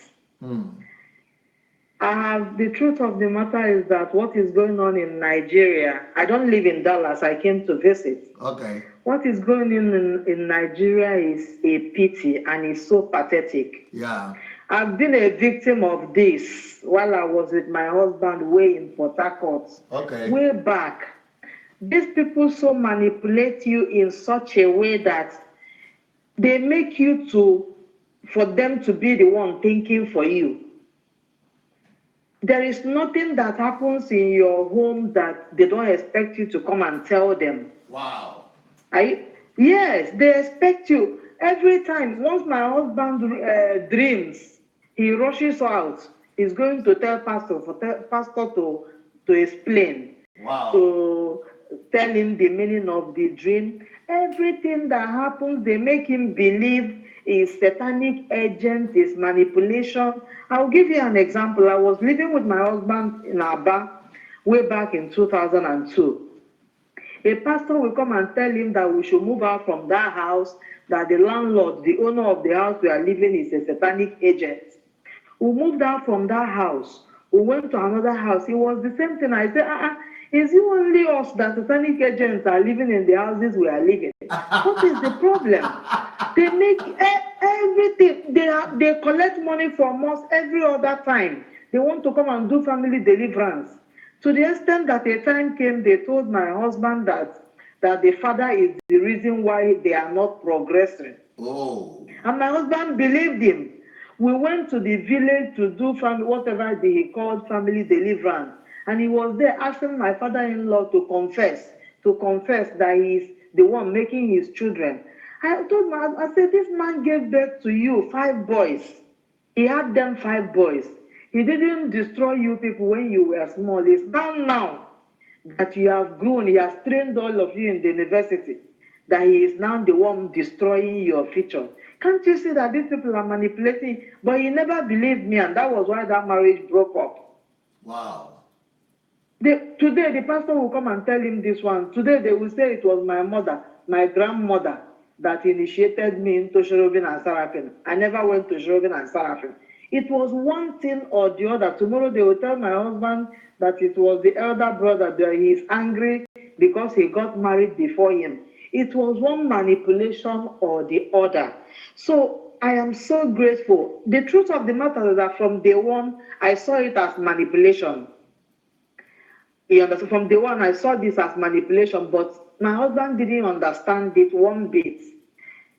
He will sleep. Once a cockroach flies by the house, he goes to tell pastor. Pastor will tell him it's witches and wizards. I say, so cockroach can no longer move around. Cockroach is witches and wizards. Rat is witches and wizards. I say, my goodness, what is this? So when they not transferred him from Port Harcourt to Lagos, and I told him, I said, enough is enough. I am not going to follow you to any of these pastors again, because we were Catholics to start with. I wasn't brought up from going from one church to the other. I said, enough is enough. And before I knew what was happening, he packed all his things and went back to the village and said that he went to he said he went to mountain and saw God, and God told him to leave the family and come and worship him. I said, So all this while you've been worshiping the devil, it's now that God is calling you. You know, in fact, why I just called is to say a big thank you for at least this revolution you've started to first of all change the mind of the people. The truth of the matter is that majority of Nigerians need a new mindset, a new way of thinking, a new way of reasoning. Thank you so much. This manipulation will not stop. Thank you, man. Thank you so much. Yes, people really need to be, their mindset needs to change. Yes. To know the truth. Just have a personal relationship with your God, and that is it. Thank you so much. Thank you. Wow. These manipulators need to be driven out of town. These people need to be driven out of town. They need to be driven out of town. You know. Yeah, we have the other caller here. Yes, who is calling? Hello there. It's Adekute Banjoko from London. Oh, yes. Where are you? Why is your line so bad? Don't worry. Do something to it now. It's gonna go now. I'm doing something to it now. Okay. He's making so much noise. Hello, sir. He's making so much noise. Hello, sir. So much. Can you hear me? Yes. Put off the YouTube. Hello? Put off the Facebook. Put off the Facebook or the YouTube. Hello? Off now. It's off now. Can you hear me better? Yeah, now it's good. Okay, so what I want to say is just say thank you so much. Yeah. Thank you so much for the eye opener. The thing is, I am now a changed man because I've had this in me that I was not courageous enough. Because sometimes we think that, and there's some movements that you need to make. But when you don't have people like you that can also support that movement, it actually kills the dream in you. And concerning the preaching you were preaching tonight, obviously, I think people are deluded. Yes. And I would not blame them. It is not their fault. Because it's until I got to this country, I realized that there's so many information that I did not know when I was in Nigeria that now I know. I see. So how can we create a platform for them? So from like history of the world, from like history of the religion, from like history of Pentecostal, people need to open their eyes and see this. They need to know. Without them knowing, they would not believe what we're trying to preach to them. We've been deceived for so long, even by the white man, even saying that Mary and Jesus are white. No, they are not. Yes. Because even when you go to Vatican, statue of Mary and Jesus is black. Yes. So these are part of the things that is affecting our own church, because the slave trade has landed to where we are right now. Yes. And people need to wake up, because information is power. But because of the black people we are, as they say, we don't read. We don't like to read. We like people to spoon feed us. But the pastors, that's what they're using to enslave. The pastors are now the ones enslaving us. No more white people. Yes. It's now the pastors. Yes, they are now the juju master. That's why I call them now. Because a pastor, for you to be a pastor, I have to give you that glory as a pastor. Yes. No one gives someone from a pastor. You don't give back to a child and call him a pastor. You come and you wake up one day and say, I have been called. And then we have to accept you. Yes. You understand? Regardless of what you've done in the past, regardless of your own dirty cupboard or anything, but all I want people to know is we are all flesh. As long as you are flesh, you will sin. Yes. You are about to sin. Yes. So no one is holy. No one is holy. Yes. I find it hard why people cannot get this statement right. That look, we are flesh like our pastors. Yeah. They've got a heart. We've got a heart. But for me, the conviction for me that I know I've changed, before I get to a church, now I see so many helpless people. I see them. before I even entered the church. Because your eyes are now open. Yes, my eyes are now open to the things I never was open before, things I never thought. I thought until I get to the church, that's until I give my offering, then God is with me. But now I realize that even though I've not given offering, God has been helping me. Yes. It is not me. He never leaves you nor forsake you now. He has not left me, and I'm wondering that all these things they told me. It's called manipulation. Manipulation. Oh, God will continue to bless you, JSA. Manipulation. He will give you that strength to open every eyes that need to be opened. We have opened, our eyes are open now. Any person that I go to deceive him, I will beat him with my kene. That is my contribution. That is my contribution. Pankele, this strength. Stone there with my shoe as they stoned Donald Trump. He's a president, they stone him. I will stone that pastor. So, that is my contribution. I'm not going to go more than that. People don't they wake up, oh, revolution don't start. The revolution has started. I'm going to say it. I have had calls from my family. They've told me because they saw the videos I've done. Yeah. They were trying to convince me that when I know the truth, I should keep the truth with me. And I said that is why you still call me for money. To give you money. That is why the Nigeria is where Nigeria is now. Thank you so much. Blessings. See the magic they are doing here. See the magic they are doing here. The so-called man of God, he put his shoe there. See the magic the guy is doing. This Joshua Igila magician. These are magicians in the church. Oh, magicians. And he's trying to pretend that the guy cannot take it. Poor magician. Poor devil worshippers. Poor devil worshippers in the church of God. You see? Poor devil worshippers, deceivers, liars and deceivers. Liars and deceivers. See what they are doing though. Let me hear what they are saying. Do they have follow? These people here, what are they talking about? That they cannot take the shoe.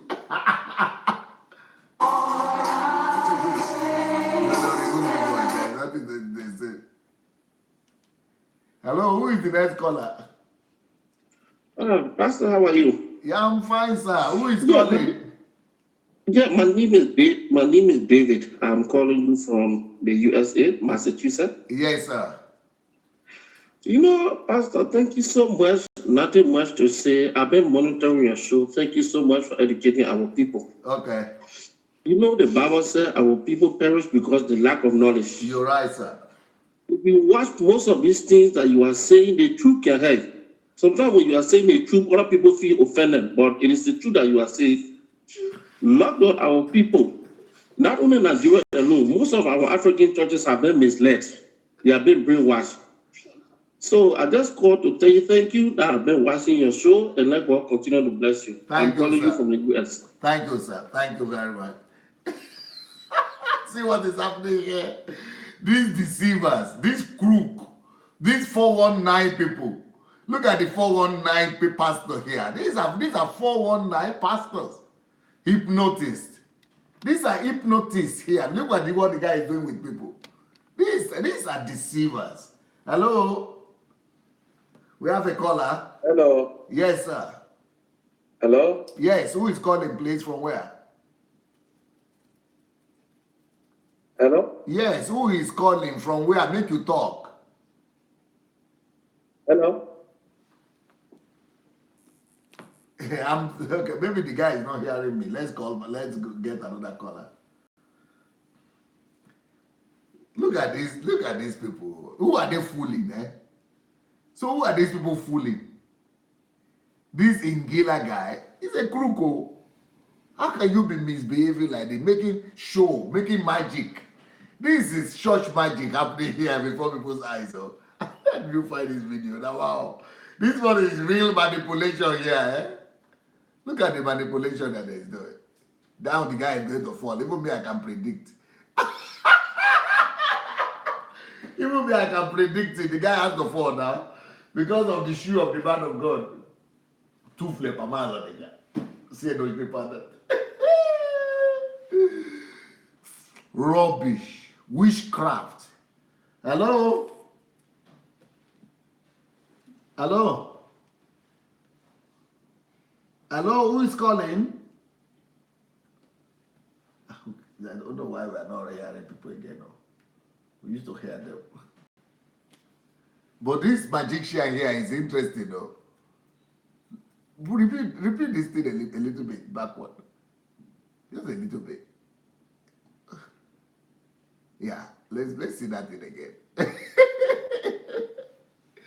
This magician here, manipulators. You see hypnotism going on in the church. Hello? Hello? Hello. Yes. Yeah, hello. Good evening. Yo, tell me, how are you? Long time.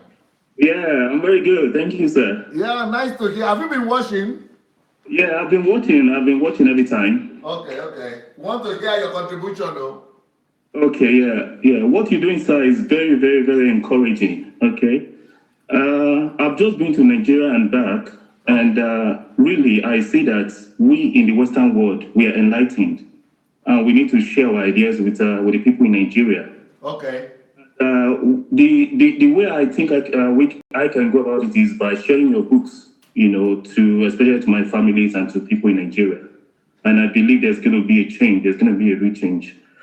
Because so far right now, I'm so disappointed in religion. I see religion as doing one thing and not. It's just a mindset. You understand? So I'm so disappointed in religion. So I know by God's grace that the black race are going to see some changes with what you're doing, sir. So you think the books can help, eh? Yeah, I do think so. The books is going to be a starting point. Okay. I really do. Thank you so much. Thank you, sir. Yeah. I think what Temi just said now is very key. And that's why I'm going to use the opportunity. Don't say I'm selling my books. No. Yeah, I want to bring people liberty. No, let that thing remain. I want to see it again. All those videos. Please, don't remove it. Yes, so these books, please, do for anything you do, go and get these books for yourself and for your family. This one is called Mountain of Ignorance. This one is called How to Make Nigeria Economy Overtake the American Economy. This one is saying how to make Nigeria the greatest country in the world. The Kingdom-Driven Life. These books will set our people free, please. I'm begging you. We are even looking for distributors. We will give you 60%, 70% from the books. Please, just help us distribute this book to our people, both in Nigeria and anywhere in the world. Please write to dsasbooks at gmail.com. Just help us distribute the books. Help us buy the book, read the books, and give to your people. Let's set our people free. This is for business people, the Nigeria economy, and the way forward. How to build a secure financial future. This is for everybody. Please, let's open the eyes of our people. These books will open their eyes. Believe me, money won't make you rich. We are going to set our people free. Nigeria and the Leadership Question is another book. Just go right to dsasbooks at gmail.com. Let the Heroes Arise is another one here. The Law of Difference. 7 Tips to Self-Fulfillment. Somebody wrote me today about this book and said, Pastor, I'm blown away. And the person said, I'm hugging you, I'm loving you, and just for thank you for writing the book. Problems, your shortcut to prominence. These books will change and revolutionize our nation, our people, our continent. Insulted by ungodliness. There are so many books I've written now in English. There is no excuse. Please go get them. They're on YouTube. On Amazon. They are on Amazon. They are on my blog, sondadelajablog.com. And you, of course, just write to those, write to the email I just gave. dsasbooks at gmail.com. Okay, we have a caller. Yes, please. Yes, who is calling, please? Hi, good evening, Pastor. Yes, sir. Who is calling from where? My name is Dami. I'm calling from Lagos. Oh, yeah. I'm always excited when I receive a call from Nigeria. Yes. Well, there are a few of us who can call from Nigeria. Yes. Because majority of people, it's not that they are not watching, they can't call. Okay. Because it's either their pastor is also on their Facebook page, or somebody is there that will chastise them. So it takes a lot of guts also to come from Lagos. Okay, I want to say thank you to you. And like I said in the message I sent earlier, what you're doing is helping people to actually react to what the thoughts that they've had initially in their mind. And as much as I want to put the blame on the doors of these pastors, I also want to blame the Nigerian Christians. I have never seen, I lived in Europe for a while, I've never seen a bunch of gullible, stupid people. Yes. I'm sorry to say. People allow themselves to be used. Where you see people that are educated, people that are learned, people that are adults, behave like children when it comes to things of God. I mean, a lot of times we just suspend our brains when we get to this church. These churches. Growing up, I know what Christianity is like. So now I know all the time. I tell people, this is not church. This is not church. This is not Christianity. People, I mean, okay, how do you tell your baby, for example, your child in school, not to fall for peer pressure when grown adults are doing Jerry calls to follow their pastor? Yeah. So how do we do things, and then I just think, why are we doing this? Don't we think at all? A lot of these pastors are taking advantage of these people, but the people are also damn dumb. I don't understand it. And because of I think what has happened to us also is that we have brought our ways of doing things as Africans, and then we are mixed it with Christianity, and then we are so confused. Wow. So a lot of people cannot come and share. They cannot come and like. I see them once in a while because Facebook luckily will tell you when they are watching. They sneak in to listen. They sneak in to watch. They can't do stuff because somebody is somewhere that they don't want to offend. Wow. But what you're saying is the truth, and no matter who is against this, we know God has written His laws in our heart. We know deep down that it is the truth, whether they come out to accept it or not. And also what I want to encourage you, Pastor, we didn't get here in 1 year. We didn't get here in 5 years. Yeah. These videos will have to go on for a long time. Our minds need to change. Wow. Because now the sad thing is, you find out that it's not even the pastor that are making excuses for themselves. It is the people that are making excuses for the pastor. Wow. A woman come online. I was reading in the news, in the Punch, sometime recently, a pastor somewhere in Oshodi. She mentioned the name of the pastor, she mentioned the name of the church. The man impregnated her daughter, took the girl for an abortion. The girl lost her womb in the process. It was the mother that came to tell the story to Punch newspapers. But you know what? It was the woman that took the girl to the pastor in the first place. Wow. So at the point the woman was looking for the daughter, she didn't see her for a couple of days, and then one evening the pastor brought the girl home and drove her and brought her to the, and the woman started complaining. So we look for things, we search for God where we cannot find God. We do things out of I don't know. It's just amazing how we do things in Nigeria, and then you see something that is plain to you that it is false, that is obvious to you that, and then the pastors take advantage of it and manipulate the people. Okay, so for example, one of the videos you referred to tonight was a video I shared in the morning on my Facebook page. Okay. So when you have a congregation as big as the Redemption Camp, and somebody comes on the pulpit and says that you will die if you don't pay your tithes. Now, we cannot just assume that he is wrong. We know that is a wrong statement. I will expect the pastor to come and say, it is not, if not that person, another person to say, it is not like that, because these people they suspended their brain. Whatever you say is what they will take, and then they will go on with it. Yeah. And we live so much under fear. we don't want to. The reason more than half of the people in Nigeria, the reason they pay the tithe is not for the love of God, it is for the fear of the devourer. Wow. Because we have been conditioned. Things are tithes because you don't pay your tithe. And for God's sake, I have a church that I go to in Lagos. My pastor, in fact, my pastor said it. I told my wife, I said, this man is saying something that I have never heard the pastor say in Nigeria. He said, you are not cursed if you don't pay your tithe. He said it in Nigeria, like, really? Do you want people to stop dropping money? Because nobody will pay up to 10% as offering. That thing is a sure banker. It brings money home. And it is the reason we've discussed a lot of social issues in Nigeria. None of them is responding. And all of a sudden, they're taking it personal. You say people will die. You say we should not listen to that priest because his home is broken. I mean, for God's sake, a pastor. How do you put that kind of man down?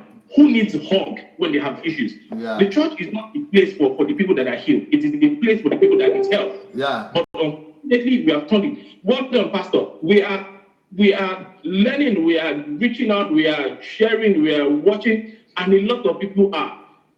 It doesn't matter whether they come to acknowledge it or not. We know they sneak into work and they are hearing about stories that a lot of pastors, I saw some of them. Thank you so much. Thank you very much. May the Lord continue to bless you. Thank you, sir. Thank you so much.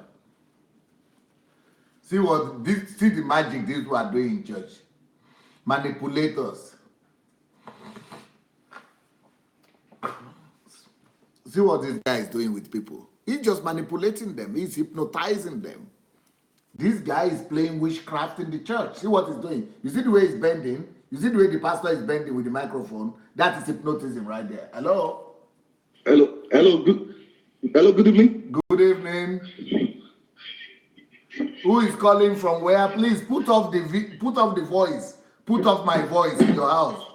Put off the Facebook or YouTube. Okay. All right. Okay. It's off now. Yes, I hear you now. Okay. So this is Chef Silva. I'm calling from South Africa. All right. Nice to hear from you, sir. Thank you very much. I am in Nigeria, so I've been following your events and your program and all that. Okay. Yeah. So I really want to appreciate you for being a blessing to this generation and the movements in the body of Christ right now. I believe there is a wave that is much expected. Okay? Yeah. So So I want to contribute concerning what some other callers have thrown light on. Yes. So I discovered that somebody called, I think from Canada. He said he was a member of a winner before. Yes. He went to Yedikbo and told the Yedikbo that he want to be like Adelaja. Because it can be laughable, But most times, this program is a very good program that a lot of people are, hooking up to. It's a movement. DNA, let me tell you something. This program is bigger than you right now. Amen. Okay, and I know that it's God's grace that has made it so. Okay? I'm telling you, even without you, God would have still used another person to prepare this program. Yeah. So now I want us to focus on how to begin to let people know that they are right in Christ. Yes. Because Jesus Christ gave us a bonanza, which is called salvation. Yes. Okay? So some people, I won't say they were not called. Yeah, I'm a Christian. So we are human. Somehow, I can say these people probably God called them. We were not there when God called them. Right. So God actually called them. But at the end of the day, because we human being, in our natural estate, we have this greed in us. Yes. Okay? Yeah. Greed is embedded in every human being. Right. It's only Christ who came that was without blemish. Right. Who was not greedy. Yes. Okay? Only Christ. He was never greedy. They even wanted to make him a king, pastor. He ran away. Yes. He rejected it. So now, human being, especially we African, We are greedy. We are selfish. We want to own everything that we never created. Yeah. We want to own everything that we never invented. Right. That is the problem. Okay? So what I'm trying to put out is this. These men of God, they started very well. Right. You know, suddenly they started introducing so many things that the Bible called the gods of this world. Right. That is where we find ourselves, where we are today, Pastor. Okay? So my advice to you, Pastor, yes, I want you to focus more on educating the minds, because people's mind has been corrupted. Yes. Okay? People's mind has been polluted by this system. Yes. Now, and I want you I people can tell to you, also I help can me. tell you, Pastor, Help me a lot of spread the people, word. they are confused. They don't know whether to believe on their Adelaja, whether to believe in their pastor, because why? They don't read the Bible. Yeah. They don't read. Because if you open the Bible, the Holy Spirit will guide you and know what you want. Yeah. Okay, so yeah, I want you as a pastor to begin to create an avenue where you begin to educate people about this, because enough of this criticism. A lot of people call Oyerik this, Oyerik that. These people, they are already there. How many? There's nothing we can do about it. How many of my hello, bro? Yeah. Have you been to my YouTube page? Of course. Okay, the content. I'm your YouTube. Okay, look, listen. The content of messages that are there will take 60 years. It will take 60 years for somebody to listen to. Just for you to know that I have already done so much content of recording. 60, if you listen to one hour alone, it will take 60 years to finish. So for you to say I need to do the education center, I've already done that. People need to, it's not just criticism, I'm opening people's eyes. But anybody who wants to go and listen, they can go and listen to as many messages as possible on the something. And then I'm talking about the books that I have as well. Thank you so much, though, for your contribution. Thank you so much. All right, so, but the good thing is that it's true that we have to educate the minds of people, and I really want to encourage you people, go for the books. Go read the books. Because even if you are reading, some people say just let them read the Bible, but people are reading the Bible. Even if you read the Bible, but your mind has not been renewed, the books will help you renew your mind. Then you'll be able to see with fresh eyes the words of the Bible. Otherwise, if you are reading, going to all those churches, and you are reading the Bible, you'll be hearing what their interpretations are. That's why I want you to get your relatives to read the books. This one is how to regain your lost years. Our people have lost so many years in churches. Let them regain them. Help them regain them. Dignity of labor. This is a value system that needs to be restored back to our country. How to create your own network is another book that will help our people. And only God can save Nigeria. What a myth. It's a myth. Let's tell our people nobody is better than them. Let's help them discover who they are. Let us tell them that where there is problem, there is money. They shouldn't be running away from problem to Italy or other places. Let's tell them how to stop working for Uncle Sam and begin to make work for themselves. Another book that will really help our people here is The Creative and Innovative Power of a Genius. Of course, what to do in tragedy, especially death. Church Shift is another wonderful book that will help our people. If you want to get those books or you want to distribute them, you can make money from the books. Get in touch with us. Write to dssbooks@gmail.com or go to my blog, sundayadelajablog.com/books. And if you want to come to Ukraine to visit us, you just go to sundayadelajablog.com/visit. But if you want to join the Nigerian trip, Nigerian Reformation, go to sundayadelajablog.com/Nigeria. I think we have some calls, but before we go to the calls, let me finish my message. Let me go back to the message and say, just run through some of the. They know the people no longer had anything to do with the injustice of their predators, that is, the people who have been manipulated and oppressors, but rather they believe that they should be delivered. No, that they are no more. They are being brainwashed, but they are not blaming their oppressors, but they are just thinking they just need deliverance. Yep. One of the important brainwashing techniques here is to make the person feel responsible for their faults and the things that go wrong in their lives. That's what happens. They make the people to feel guilty. You remember in the video that we showed in the beginning, they make you feel responsible for the things that are wrong in your life. That is another trick that they use.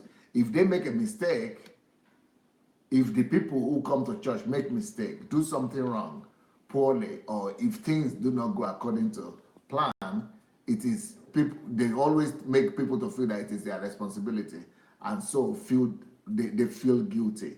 They make you feel guilty. That's what happens through these are techniques of manipulation. John 8:10, when Jesus had raised himself up and saw no one but the woman, he said to her, "Woman, where are your accusers? Where are those accusers of yours? Has no one condemned you?" You know, he's asking, where are your accusers? You know, it is only Satan that accuses. God doesn't give us that ministry to be accusers, you know. So what is happening in churches, one of the ways they try to manipulate you is like the video I showed. They will put the blame on you, guilt. They make you feel guilty and make you feel ashamed of your action. Jesus is not in the business of using guilt to condemn people. So that is not what God said we should do. Jesus is not the accuser of the brethren, and is not an accuser, and is not using guilt. It's not manipulating people through guilt. But that's what pastors unfortunately do these days. They make you feel guilty. They make you feel that you know that you are to blame for anything that is happening in your life. They put the blame on you, and then turn you into a victim, and then they turn themselves into benefactors, as if they are the ones who have, for your best interest, and they put you down and humiliate you. That is unfortunately, those are the things that we see in churches today. But really, what Christianity is supposed to be about is just about love. It's about attaching people to God and God alone. It's about having people and helping them to have personal relationship with God, to love God and to love people, nothing more. Just church is just for you, for you to be able to learn how to love God, how to know His ways, be like Him, and be able to love people, to be able to extend that love to people. But when manipulations begin to take place, that is horrible. That is horrible. That is what is happening, and that's what we witness often today in our churches. Too much manipulations and too much pastors taking advantage of people. And I want to remind you of the Libya challenge, the Libya one. I mean, GoFundMe /Libya one challenge. Hello, we have a caller here. Hello.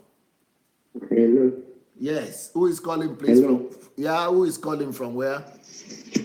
I'm John. I'm calling from UK. Yes, John. We're hearing you, please.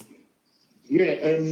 You can see in the Bible that God usually uses people who are downtrodden. He has a way of using people who are downtrodden. Yes. In life.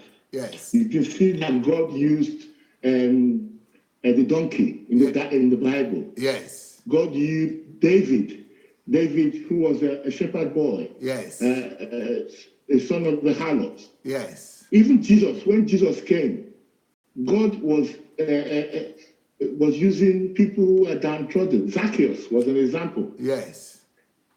And those people who were pastors in them days were saying that Jesus mixes with sinners and the downtrodden. Yeah. But nowadays we find out that our pastors of nowadays have gone to the side of the Pharisees of those days now. Yeah. They have left the teachings of love and understanding. Yeah. And God is now raising people like Daddy Freeze. Yes. And people like you. God is bypassing the clergy. He's raising ordinary people. He's raising people who are not really put on high. Yes. Those people who are on high have now turned. They are too high. Against God. They are too high. Yeah, they have now turned against God. You know, I'm very happy the way you are saying this message. But what it made me lose so confident, because I used to love some of these pastors. Yeah. I used to love them so much. Matthew Ashimono, Pastor Matthew Ashimono was one of the pastors that I had so much respect for. Right. And his last sermon that I heard on tithing, he said, how can a wife beater, a drunk, and a yo-yo tell us what to do? But I mean, the people who were telling us what to do in the Bible that was really good were people like that. Yeah. People like that, exactly like that, were the people that were telling us the right way. And the people who were on top were telling them, oh, don't listen to him. He's a this, he's a that. You know, I mean, please continue your right truth, the truth. Continue bringing the truth to the people. Yeah. I support your ministry. I know your ministry will change. Nigeria will definitely change. Yeah. Their eyes are beginning to open. Amen. You know, people are beginning to open. They might say that they know the best, but I can tell you this, they don't know anything. Right. What God is going to do is going to disgrace them. He's going to disgrace them openly. He's going to disgrace them, and he's going to bring his ministry in such a way that the church is going to be clear of all these people, and the right people are going to come to the top. Thank you so much. Yeah.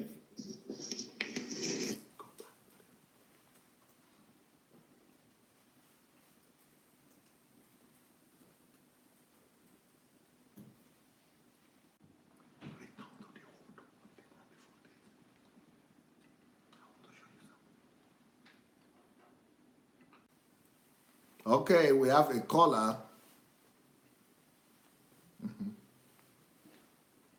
We have a caller coming in. So who is the caller? Well, you know, I hope that God, by the grace of God, God is helping all of us to now see the truth, and we will not be deceived any longer. Let's find out who is the caller.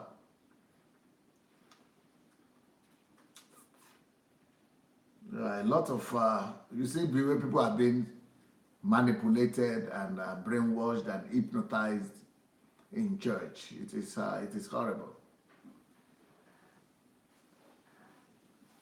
Yep. Pastor Sunday. Yep. Who is calling, please? Hello? Yes, who is calling? This is Aisha. Hello, Pastor Sunday. How are you? Very good. So I'm calling just to thank you so much for everything you do. We are really grateful. I don't know if people understand that you have to come at 9 p.m. Ukraine time to do this show. So if I'm on the platform and I see people writing negative comments, it really infuriates me. So I'm just imploring Mayowa and Julie to just delete people that are distracting other people to learn. Right. That's my first point. My second point, I just want to say that, like all these pastors that are not listening, like right now, and like when it comes with the issue of tithing, they are so out there and talking about it and defending themselves because all they care about is the money. Yeah. When we are talking about Libya, I never heard even one pastor from Nigeria, all these superstar pastors come and say anything about it. It's like it doesn't concern them. Like the pain of Africa don't concern them. All that concerns them is the money. You know, so I'm just praying to God that they will really repent and come to their senses and take this truth. So thank you, Pastor Sunday, for all you do. We are really grateful. Thank you.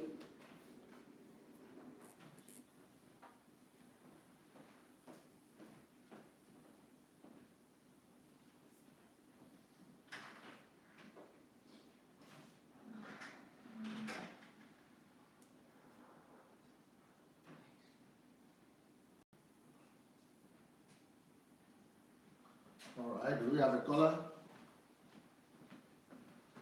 Thank you, Aisha. Thank you so much, Aisha. Thank you, thank you. Thank you for your support. Thank you for your concern. And those people who are abusing us, who are writing bad comments, well, I guess they are creating their own platform soon, so let them have their own platform and have their own say. Okay, who is calling? Don't forget about the Libya project. It's called GoFundMe/Libya1 Challenge. Libya 1 Challenge. But the most important thing is to challenge other people. Challenge other people, as many people as possible, and bring them on. So go and challenge as many people as you can.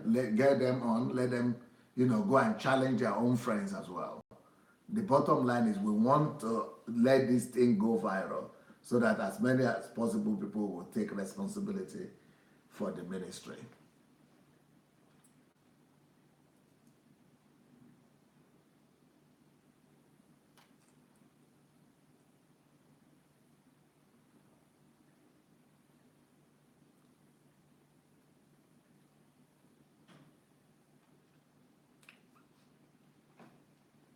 Okay, who is the caller? Hello? Hello, sir. Oh, yeah, Adeshola, right? Hello, it's Adeshola. Nice to hear from you again. Good evening, sir. Actually, it came so quick because I came late listening to the message and I just put in my request that I would like to call, and I was like, oh my God, this came so quickly. Yeah. I was thinking there won't be time at all because I was like, if time permits, they know you I wasn't expecting they would let me. They know you now. You've recommended yourself. Oh, well, bless God. Thank God for the opportunity, and thank you so much, sir. I just want to encourage you, and I just want to pray that the Lord will continue to strengthen you, and the Lord will help you to continue to give us more understanding in this teaching that you are giving to us. It's really, really a big task. It's really, really a big task. Just looking at what is going on in the body of Christ, it makes me cry every day. It makes me wonder that why would people just leave themselves to be molested like this? Why would people allow themselves to be cheated? I'll call it cheating because they've been cheated. They are being cheated, I mean. When I look back, years back when I was in Nigeria, and looking back and looking at myself now, I'm like, God, a lot of things has been taught so wrongly. And now you coming out, like you were just saying something. And I think this is true. A lot of us have been reading the Bible, and people don't really understand this Bible, right? And you are talking about getting your books. I personally have not gotten none of your books, but I know I'm still going to get your books. I was still telling my husband. But I know for sure that for some people, they need to read some materials to help them understand. Like I said yesterday, not just any material. You get understanding from a material that is loaded with spiritual understanding. And I know for sure that you have put this book out there for people. It's not for a gain. From what you've said, it's not for gain. And I know that it is not for your gain, just for you to gain material things or monetary-wise. You want people to learn, to understand, and to be set free. The Bible says, to whom the Father has set free is free indeed. So when you come to understand this truth that you are teaching us, it is a total liberation. It's not just a thing that is just coming from a outer space. It is a thing that is coming from the spiritual understanding and which you are putting out there. And I beg every one of us on this platform, we are hearing this word. We are not trying to pull any man down, but we are hearing this word and it's giving us an understanding. Like somebody called the other time that people should stop this criticism, and it is true. When we go to listen, you said everything. You've given a teaching on how people should walk with the Lord. You're teaching on how we should have a personal relationship. When you are talking about detachment, entanglement, that is one of your teaching I enjoyed so much. I remember that time you're talking about you just detangle and you detach yourself from everything. Just focus yourself on Jesus alone, and that is the most important thing. When you look unto Jesus, the Bible says, looking unto Jesus, the author and the finisher of our faith. When we have this understanding that come what may, it is only Christ I'm standing for, and that will help us. It builds us, it strengthens us. So for that caller, should go and listen. Like I said, if we keep listening to your messages, so it's gonna take us 60 years. I heard that when I joined. It's going to take you 60 years. I've been listening to the Truth series. I can't even I've not even finished it. I've been listening for it for the past 2 weeks now. So not to now talk of all the other messages that is there. So for people listening to you, they should not use one of your message or teaching now to judge you. They should go, and you have thousands thousands of messages, and everything is just so loaded. You go back there, you open the scripture, you look at it, you get these materials, you look at everything. I tell you, you'll be loaded. You will know how to walk, and people will be calling you that you are proud. You are not proud because you know who you are in Christ. Nobody can toss you left and right anymore because you have an understanding. And that will bring me to sing this song, because this was what the song I just wanted to sing. And to encourage every one of us that every day of our life, the only person that will hold on to is Jesus. In the morning when I rise, this is a song I love so much. I sing it every day. In the morning when I rise, in the morning when I rise, give me Jesus. Give me Jesus. Give me Jesus. You can have all this world, but give me Jesus. When I am alone, Lord, when I am alone, when I am alone, give me Jesus. Give me Jesus. Give me Jesus. You can have all this world. Give me Jesus. When it's time to go, Lord, when it's time to go, when it's time to go, give me Jesus. Give me Jesus. Give me Jesus. You can have all this world. You can have all this world. You can have all this world. But give me Jesus. Bless you, sir. Beautiful. Beautiful, beautiful. Thank you so very much. Wow, wow, wow, wow, wow. Well, thank God, people, the message is getting across, and people's eyes are being opened. Yeah, we have another caller here. Yes, thank you so much for the call. My name is Debbie. I'm calling from Germany. Yes, how are you, man? I'm so blessed, sir. You need to put off the volume, the something from your place. Okay. Otherwise, I can't hear you. Okay. Now it's so I'm so blessed to be alive in this generation, to be hearing all that you're teaching. I just want to say thank you so much, sir. Thank you so much. May God continue to empower you. Yeah. What I want to say this evening is I found that a lot of people, they've been calling, and some people, they write to that most of the pastors, that they started well, and maybe they got it wrong somewhere. But somehow I have problem reconciling with that. It's okay that they may have started well, but I don't believe that somebody can still be working with God and be going the way these men are going. Yeah. I don't believe that, because I believe that when you work with God, the Holy Spirit will always correct you. Yeah. He will always put you in the right way whenever you're going. I believe that these Nigerians, they started well, but they have a wrong mindset. Yeah. And if you notice, most of these people that are so greedy in the ministry, the ones that are like fathers now, the ones that are coming, most of them, they will tell you, Benson Idahosa, Archbishop Idahosa was my father. Sir, I may not have been born under the leadership of Archbishop Idahosa, but at the age of 13, that was when I started going to Archbishop Idahosa's church. So I would say that it was someone like this first spiritual father that I had. Uh-huh. Yes, the man may have had his mistakes. Nobody's perfect. But these people, they just took a wrong doctrine from him and just placed so much emphasis on it, deceiving people. Bishop Idahosa never deceived people to get his wealth. Yeah. He never deceived anybody. So people that are going with that mindset, they should please stop mentioning this man's name for evil. He may be preaching prosperity teachings, but he never emphasized greed. And his messages were full of love. These people, they have no love. How can you say if you don't pay tithes, Your life will be tight for you. If you don't pay tithe, you will die. This is not the heart of a father. Even them themselves, if their children don't give them money, we then lay curses on their children. So why would they paint that kind of a picture in the mind of people that God is like that?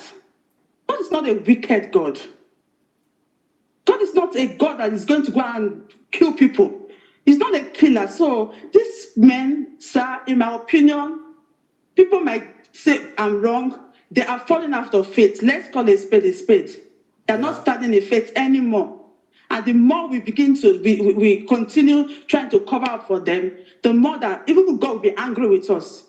Because if you really, really know God, God is full of love, He's full of compassion. There's no way you can walk with God on a daily basis and preach the kind of hatred messages that these people preach, the kind of hatred prayers that they preach. I find it difficult, sir, to reconcile. They are preaching with somebody that walks with God. That is just what I want to contribute. Beautiful. Thank you so much. Beautiful. Thank you so sir. very much. Yeah. Wow. Amazing. Well, I'm sure that some other people are looking to call us. You see what is happening with all these churches here? You know, people are just taking advantage of other people. We have a caller. Hello? Hello, good evening, sir. Good evening, sir. Who is calling from where? Yeah, my name is Victor from Austria. Yes, Victor. Yes, sir. I think the problem we have in Africa, I could really see that some pastors, they capitalize on three things. Laziness of many people to study the Bible, ignorance of their identity in Christ, and the lack of understanding of who they are. So they help people to do the work by acting as intermediary between God and them. So because of that, the issue of tithe and every other things now comes in. So you have to pay for the services of the pastor. In as much that as we are listening to your messages, in as much that people are really getting awareness, reading, studying by themselves, they will know that, okay, they can also communicate with God. But a lot of these pastors, they have capitalized on that, and hence the issue of threats to life if you don't pay tithe, because I've never read it before in the Bible. How can somebody just threaten you that if you don't pay the tithe, you are going to die, or you will remain poor? So in the course of that, people have already been manipulated, and that one even enters their ears. They say, my bishop has said it, my pastor has said it. So if I don't do it, I will be punished, or I will die so young. So why are people like this? I think there are some certain things that can be done in Nigeria, like the area of schools, the areas of hospital, the area of transportation. Those are the things that people are really longing for. When this has been done, whether if you like, you can drive whatever you want, whether it is private jet or whatever, or even public jet. If that one is what you are able to fly, people are not really concerned. They want the churches to give back. In as much as the politicians, three people are the problems in Nigeria. The three P's. We have the police, the politicians, and the pastor. God help us. Okay, sir. Bye. Thank you. Thank you. Continue to help you, sir. Yeah, thank you so much. Yeah. Thank you so much. Well, we're having this from all over the world, and thank God, people's eyes are opening day by day, and manipulation and hypnotism has to stop. We've got to stop the manipulation and hypnotism, and the PPPs have to be corrected. Yes, we have a caller here. Hello, put off the voice, please. Put off the volume. Hello? Yeah, put off the Facebook or the YouTube, whatever you're using. Remove my voice. Hello? Okay, I can hear now. Yes. Good evening, sir. Good evening.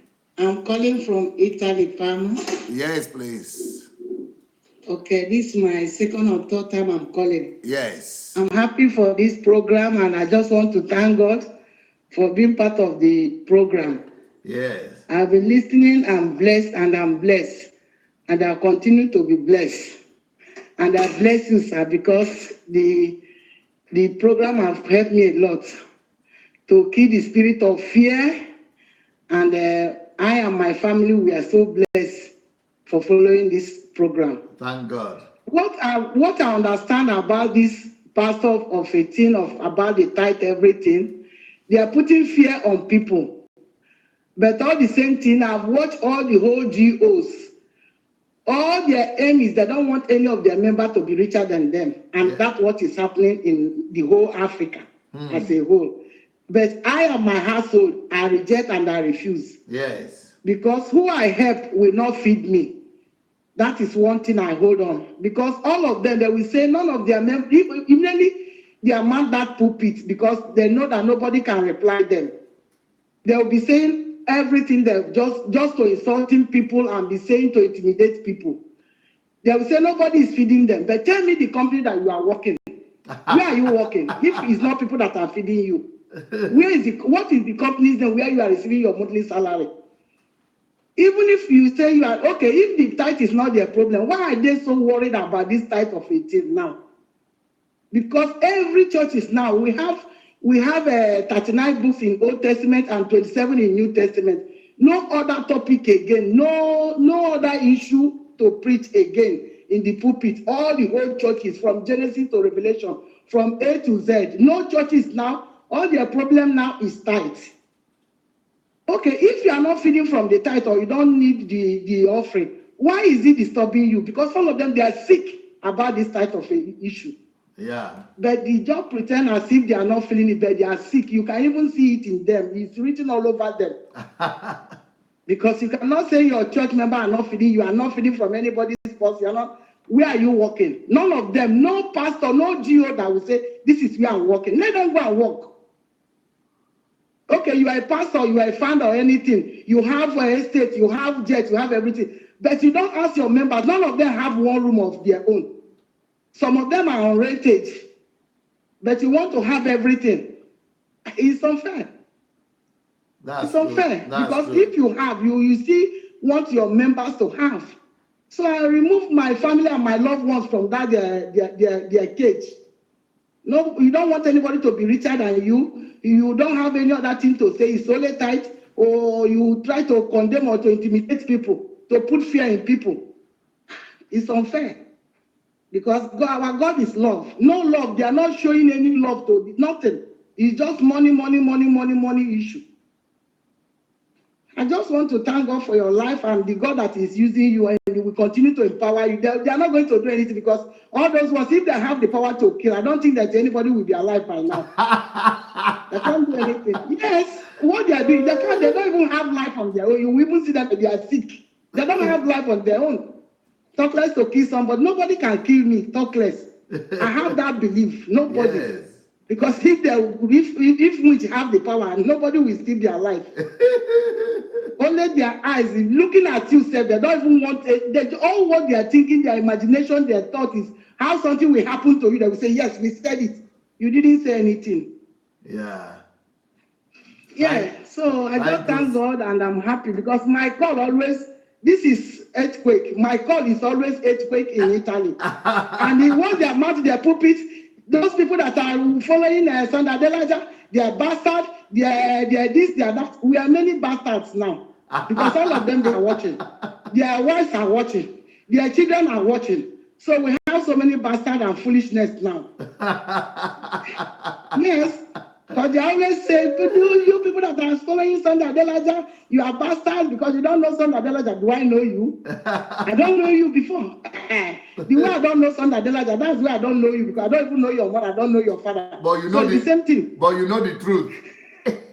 But I know the truth. I know what my God is saying. Yeah. So you can't tell me what to do because you are not the one that transported me to Italy. Yeah. Before I left my parents to come to Italy, maybe I have something in mind to come to Italy to come and do. So you don't tell me what to do.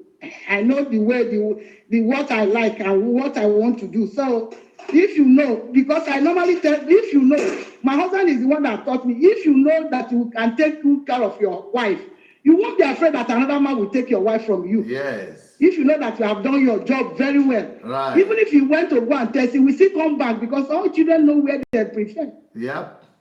If you know you are feeding your children with a good meal, what they need, you don't be afraid what your child is going. Maybe you want to go outside and go and eat with friends, that mother will take her for, take him from you. He must surely come back to the parents because you know the parents take good care of him or her. Yep. If you know that the way you are treating me is good, why are you afraid that I want to go to listen to another person?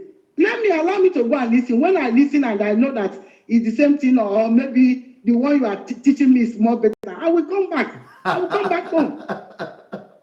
That's it. Why are they afraid? All churches now are shaking. Earthquake, even this call that I'm making tonight, the whole Italy, the whole Parma, everywhere. The one I called on the 5th of November, the fire wanted to quench. That's why I call again, so that I will wake them up because they have gone to their sleep and slumbers. I want to wake them up. I want to ginger them that Beatrice is online. I know what I'm still on where I am. I'm still standing by son Adelaja. I'm still following him. I'm not giving up. No matter what they are saying, calling me bastard, I know my father. Even my children know my parents. So, which means I'm not a bastard. And as they are joining me because all of them, I'm seeing all of them that know that people that are following son Adelaja are bastards. Even them that they don't know even their parents, they don't even know their father.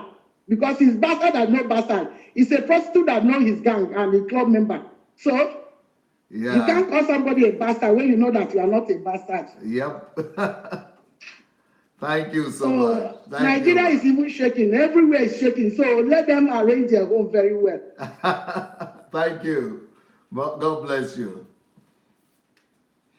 Wow. Yeah, we really need this information to go everywhere. Everywhere. All these magicians, they need to be driven out of town. You know, all this deception going on has to be stopped. They are hypnotizing our people. They are brainwashing the people, the country, the whole country. We are losing the country because of these pastors. It's a shame. Look at what this one is doing there. He's just messing up the girl. Just messing up the girl. He's just messing up the poor girl. Hypnotizing the poor girl. Hello? Hello. Hello. Yes, Pastor. Yes, we're hearing you. Who is calling from where? I'm calling from London. My name is Zainab. Yes, please. And I'm so glad about what you brought up on television today. Thank you. It's an eye opener for all the people who are innocent in Africa. I'm from Sierra Leone. Okay. Yeah, but I live in London. And it's a short thing I just wanted to explain to you, Pastor, which is important to my family. I have seen this, right? A year ago, Pastor, I lost my beloved auntie. And this Nigerian pastor, they went into the kid's head. They destroyed it. They destroyed, first of all, my aunt was not well. They said that his family doing this, his family doing that, Pastor. And then after that, the poor woman lost her life. And then the Nigerian pastor, they destroyed those kids. Those kids, they don't even think about us now. Wow. They don't even know where we are. We try to go in there, but they destroyed them. And those three beloved kids, Pastor, I know sometimes I cry when I think about things like that. When I think about that, I just cry. I just think that, why is this world so evil? Why is this world so devious? Why can't people learn? That my aunt, when she was alive, the churches that I follow her sometimes too, they're using chip and pin in a church for crying out loud. Chip and pin, asking people, if you don't have money to donate, you have to use your card. Wow. This never happened when I was growing up. It's so sad. I went away from the church and I said, you know what? This is not God's work. You can't use chip and pin in the church. Yeah. Just asking people to give money when they don't have it. They're forcing you now to give contribution, 10%, 20%. Look at that pastor that is telling all what is telling to people. Look, may God bless you, Pastor. May God enlighten you and your family. Amen. You see, I wasn't following this, but now it's an eye-opener. I am going to follow your program every day. I'm going to tell my entire family that they should listen to this. Now, even my kids now, sometimes they go to some church. I'm telling them not to go to those church. Yeah. Because it's destroy. You destroy. A single mother lost a life for that. And then the kids, now I don't know, now we don't know where they are. Wow. We don't know where they are. This is completely sad, Pastor. This is completely sad. Very sad. Very sad. How can they go into people's life like this? How can they destroy people like this by manipulating them, telling them all what you've said is just an eye opener for we the innocent people here and the innocent people in our country. You see, it's so evil. But God, we bless you. I just wanted to give that blessing to know that we are listening and the world is open. I'm going to buy the books and I'm going to share what I need to share in your own name. Thank you, sir. Thank you, my sister. Thank you so much. Blessings. Yeah, it is. These things have to stop. These things are real life. People are losing their lives. People are losing their families. Why I'm showing these videos? Because these things are happening. So that it's not just me talking. You are seeing that these things are happening. These are not fictions. These are real life stories. These things are happening. These things are happening. Hello, who is calling, please? Hello. Yes. I'm calling from Germany. All right. Who is calling? I'm boss today. I'm calling from Germany. Yes, nice to hear your voice, my sister. Oh, you're really doing a great job. Really, I don't know what to say. Thank you so much. But I have something to say about the way they manipulate, about when they are praying, they will be shouting. I'm a lover of MFM. And whenever I want to pray in the night, I will be shouting. He says, shout more. I will be shouting more, as if he has... as if my brain is no more there.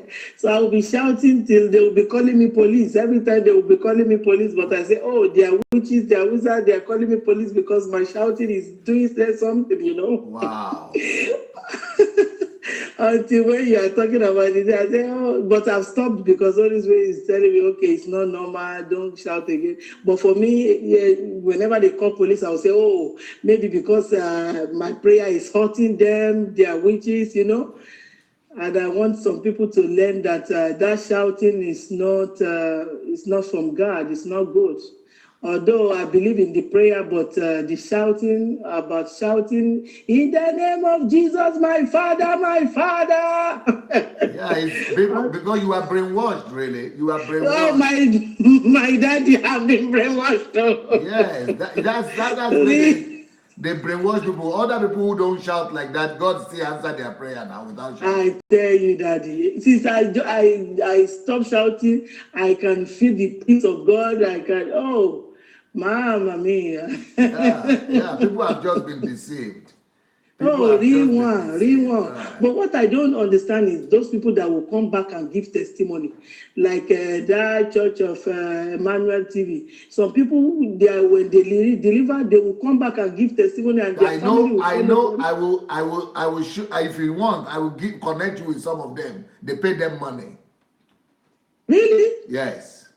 Jesus. They pay them money.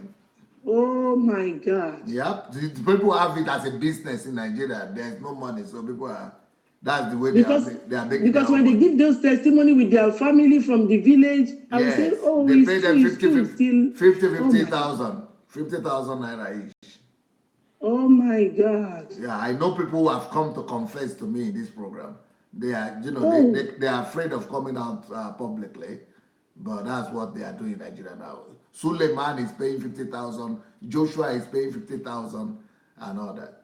Oh my God. Each to people. Oh, we'll be brainwashed. Real one. Yeah, My God. some, like for example, if you go there now, they will give you, they use other people. So they will put you will be recruiting people that you know, and you are the middleman who will be bringing 10 people every month. 10 people every month. So you are the middleman. You are the one bringing all the story to the pastor. The pastor will never meet you, but you will give all the information. Okafo is paying 100,000 cash now. This guy we are looking at now, his name is Okafo. He is paying for all the testimonies, fake testimonies. He's giving them 100,000. Yeah, that's the business. Oh my God! I wish they would be eradicated so quickly. They're out. Oh my God! Pastor, wish me well. I have my birthday tomorrow. I have my birthday on the 12th. Happy birthday to you, and grace and favor and blessings and the glory of God ahead of you and upon you in Jesus' name. Amen. God bless you. Thank you, Pastor. Happy birthday to you, my dear. Yeah. Somebody is saying 50,000 for what? Or 100,000 for what? For testimony now. For arranged miracle. For you to come and tell your story of miracle. Now that's what he's talking about. So that you come and fall down and roll on the ground like this and then come back and tell stories.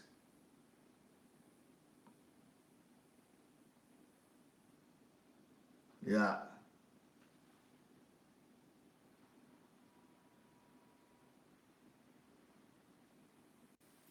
So all those, a lot of all those members are also partnering with these pastors to lie.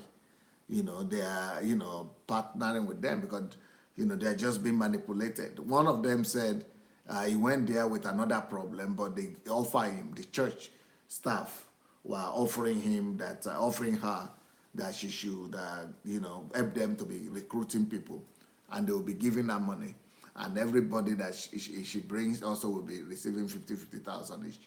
And so she, as the middleman, will also be receiving for every person he brings. So that is the Suleiman Church, and then Okafor, and then all those people. Then people like Ngila, all of those people, they're just using witchcraft. It's a pity. And people believe in them. It's so sad. It's so sad people believe these people.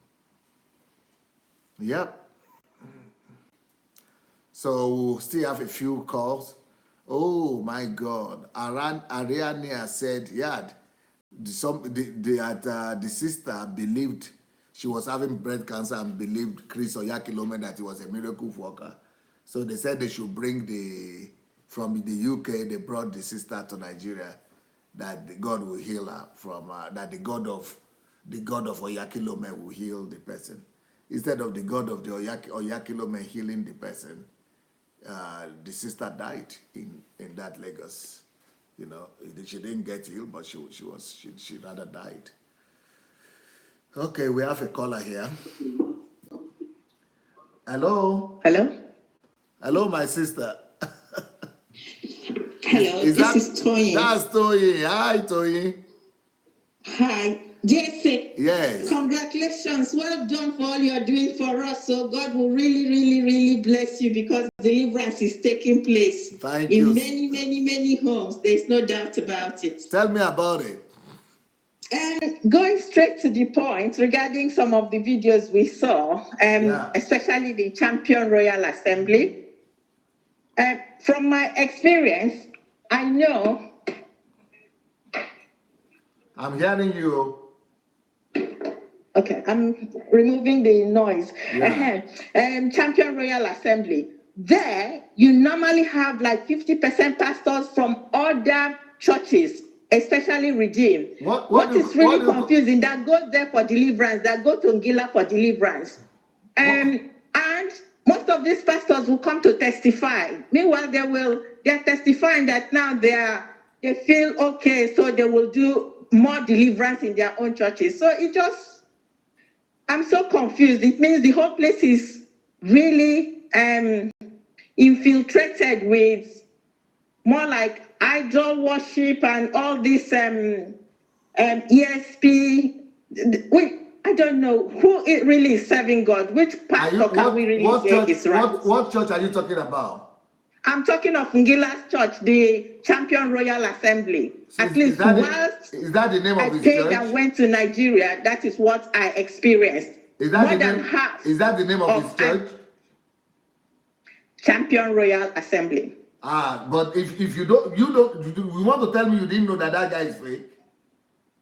Oh no, since you started showing this. No, the guy is demonic. What I'm saying I'm telling everybody on the platform that so many other churches, pastors from other churches go there to get this power. And in the they believe they are also going for deliverance. And it's not only Nigerian churches, people from East Africa, West Africa. I saw all those people there. They go to Ngila for power? Yes. But Ngila is a witchcraft. In the name of deliverance, even people from Adeboye, as big as Adeboye is the father of the whole nation, that was what shocked me. My question is, how can you be coming from regime to get deliverance from here? Because he's using demonic power, and they want demonic power. Even people are under Adeboye and they are going to Babalawos and witchcraft people too. So Adeboye is gathered every one of them, both the Ngilas and the ones who go to Ngilas, the ones who go to Babalawo. All of them are under Adeboye. Something is a mixed bag. So now we see that Nigeria is infiltrated with real false pastors. Yeah. There's no doubt about it. It's really unfortunate. We don't even know where to start. But I just thank God that you honored God by bringing this program, because it's really delivering lives. And I'm sure most of these pastors, just in case there's a percentage of them that didn't know what they were doing, they too will begin to open their eyes now and see what's going on. Just like you are saying now, many people might not know that Ngila is a fake guy, he's a demonic guy, he's using unclean spirit, unclean powers. I know people, he's just like the same thing as TB Joshua. He's using extrasensoric perception, and he's using demonic evil powers as well. And he people who work with him, people who know him very well, people who work with him and who are exposed to his. I have even letters from people who have worked under him, who are exposed to some of his witchcraft activities. Well, it's been made obvious from what we are seeing, what is happening there. And then he's one person who will say, if somebody is missing, he'll be able to tell you where that person is. So all those familiar spirits. But if this was not brought to a platform, it will be difficult for people to really believe. And who knows, when they touch your head, what nonsense they put into people's body, into people's spirit, that make them start misbehaving that way. However, the most important thing is, if it is true that he knows, if it is true that he knows where missing people are, let him tell us where the Boko Haram kidnapped girls are now. Oh, it's not those ones he will say. He will be talking about little things that happen at home. Maybe a child has run away for a couple of days and they think the child is dead or something. Then he will tell you where to go. There are videos like that he has where they even videoed them and things like that. So I can send such videos because I know how to retrieve that. But what is really upsetting is those pastors that go there for deliverance will now start testifying, making him look like, yes, he's good. So if you didn't bring this to the platform, it becomes difficult when you hear pastors testifying how they got delivered from there. But I will tell you also that if a pastor is looking for deliverance, it means that pastor himself is not just a pastor, but is a case study. Because if you are a pastor and you still need deliverance, you are sick yourself. You are not even born again. That's number one. Number two, this guy, it takes people, some people, he initiates them into his evil forces, evil power. So that's another thing that this guy does, that Ororo guy. So they are all initiated into some evil conspiracies. Well, that shows us there are so many pastors that have been initiated. Now, moving from that point, When we were showing these suggestive issues, they've suggested things like that for me. I've been in front of a pastor and he said, "Oh, I can see a woman in your house." I said, "Of course, women are in my house. I have a daughter, I have a mother, I have friends." He said, "Oh, no. Do you have a stepmother?" You see the suggestive? Yes. Do you have? Why not tell me I have a stepmother with this. Right. So these are things that, watching the platform, it now becomes, at the time, it's difficult for you to think that way, but that's the type of thing. Now they sow the seed into you and they get the information right from you. They are not the people even telling you what the right thing is. They get the right information from you. So when you ask me, do I have a stepmother? Of course I have a stepmother. And I say yes. Then you start saying something. Whilst if it's really from God, you should be telling me straight and not start asking me some funny questions. Yep. And once you confirm that, then they say, oh, part of your challenges is from the stepmother. Meanwhile, physically, you know that your stepmother loves you and does everything nice for you. But they sow the seed that will start making you get worried or start wanting to hate somebody and bringing division into homes. So that's one of those things that I have experienced. Two is, I don't think there's much difference between the Nigerian churches in Nigeria and Nigerian churches in England. Because most of the things we are seeing, they happen here in England. Wow. Pastors will use the words you have told them to discuss from the pulpit. I've been to Nigerian churches where pastors will even curse people from the pulpit. And whatever has happened between them and their lieutenants or whatever those elders they have, they just use it as a theme for preaching, which you just know is not right. What type of pastor should be doing that? Lastly, regarding the goat issue, I'm just trying to really be good and not mention names. But there are quite a few GOs that have talked about women being goats. Because in my position, just to let people know why I know these things, as a maths lecturer, and I've had some of these people when I approach them, even though I'm going for my challenges, when they know when they know what you do and they want to send their children to England, they now try to use you to say, can you get us this information? How can our children come over here? So through that, I have been like, as if you're closer than just what you wanted. And through those means, they will now say, oh, okay, we are going to teach you a little bit about these spiritual issues. And I've had like 2 GOs that have told me about, oh, you don't understand anything about spiritual issues. We know and see women, even though you see them dress well and all that, at night, they'll just become goats and start going on errands because they are not who you think they are. And then they'll come back to the house and then become human beings again. And it's like, by the time you reason that, you're almost like losing your head. And they say, oh yeah, if you're a pastor, you will really see or hear people tell you so many things, but these things are real. So that's a bit difficult. And my question is, how true could these things really be? It's not true, it's suggestion as well. Good. And okay, I think I'll stop there so that others will have the opportunity to talk. I think your own might be the last call or one of the last. So you wanted to say something else?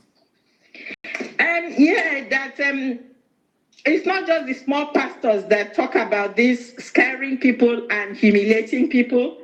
A lot of times when the big GOs also come to England, they will tell you that the Lord has shown them there are people here with feathers in their armpits.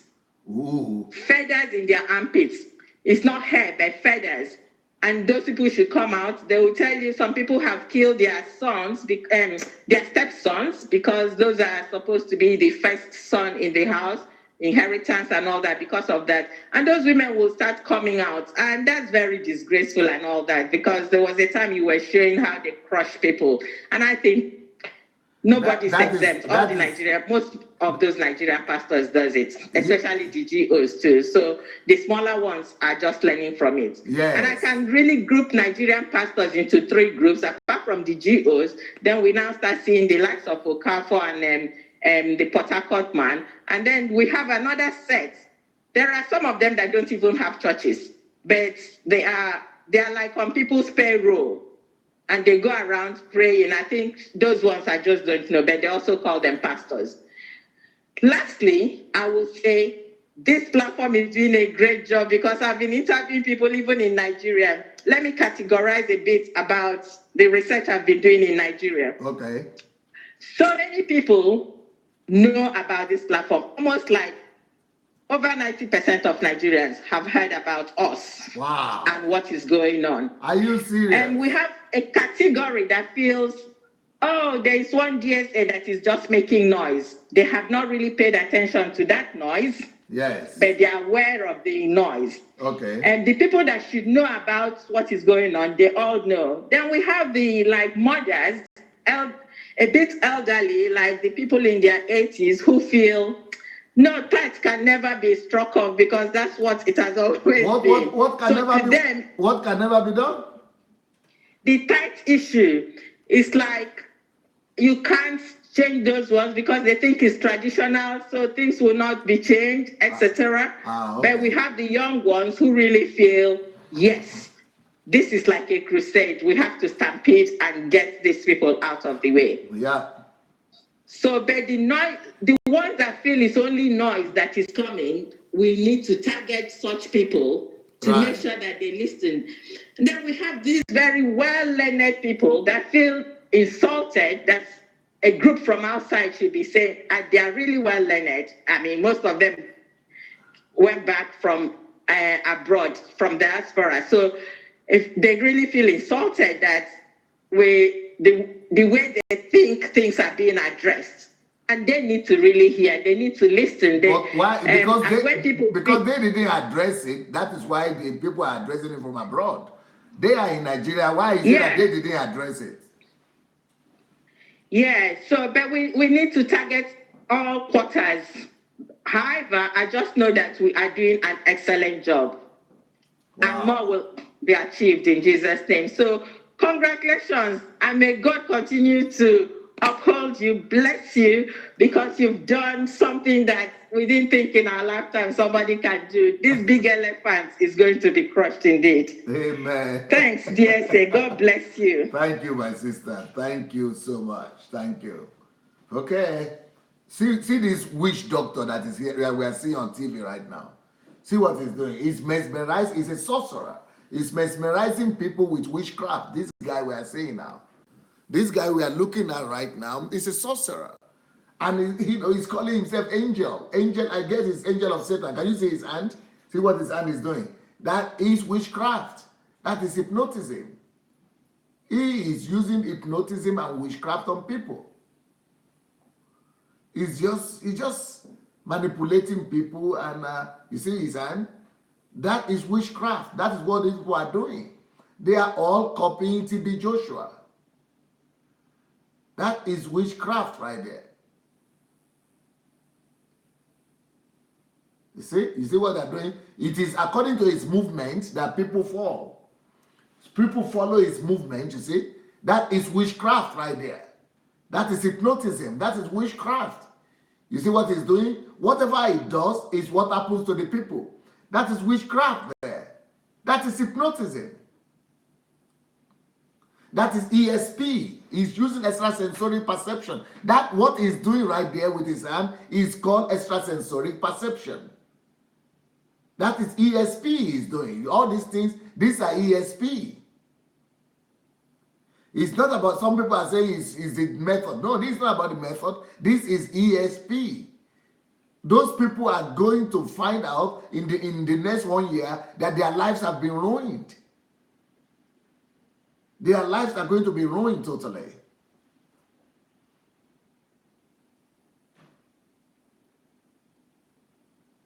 These ones are witchcraft right there in demonstration. That is a pity. Well, thank you so very much, everybody. And it's been nice being with you. Please don't forget the Libya project. You need to go to GoFundMe, GoFundMe.com/Libya1 challenge, Libya1 challenge. But the most important thing, please look for, other people to challenge about 5 other people, at least 5 other people, to go and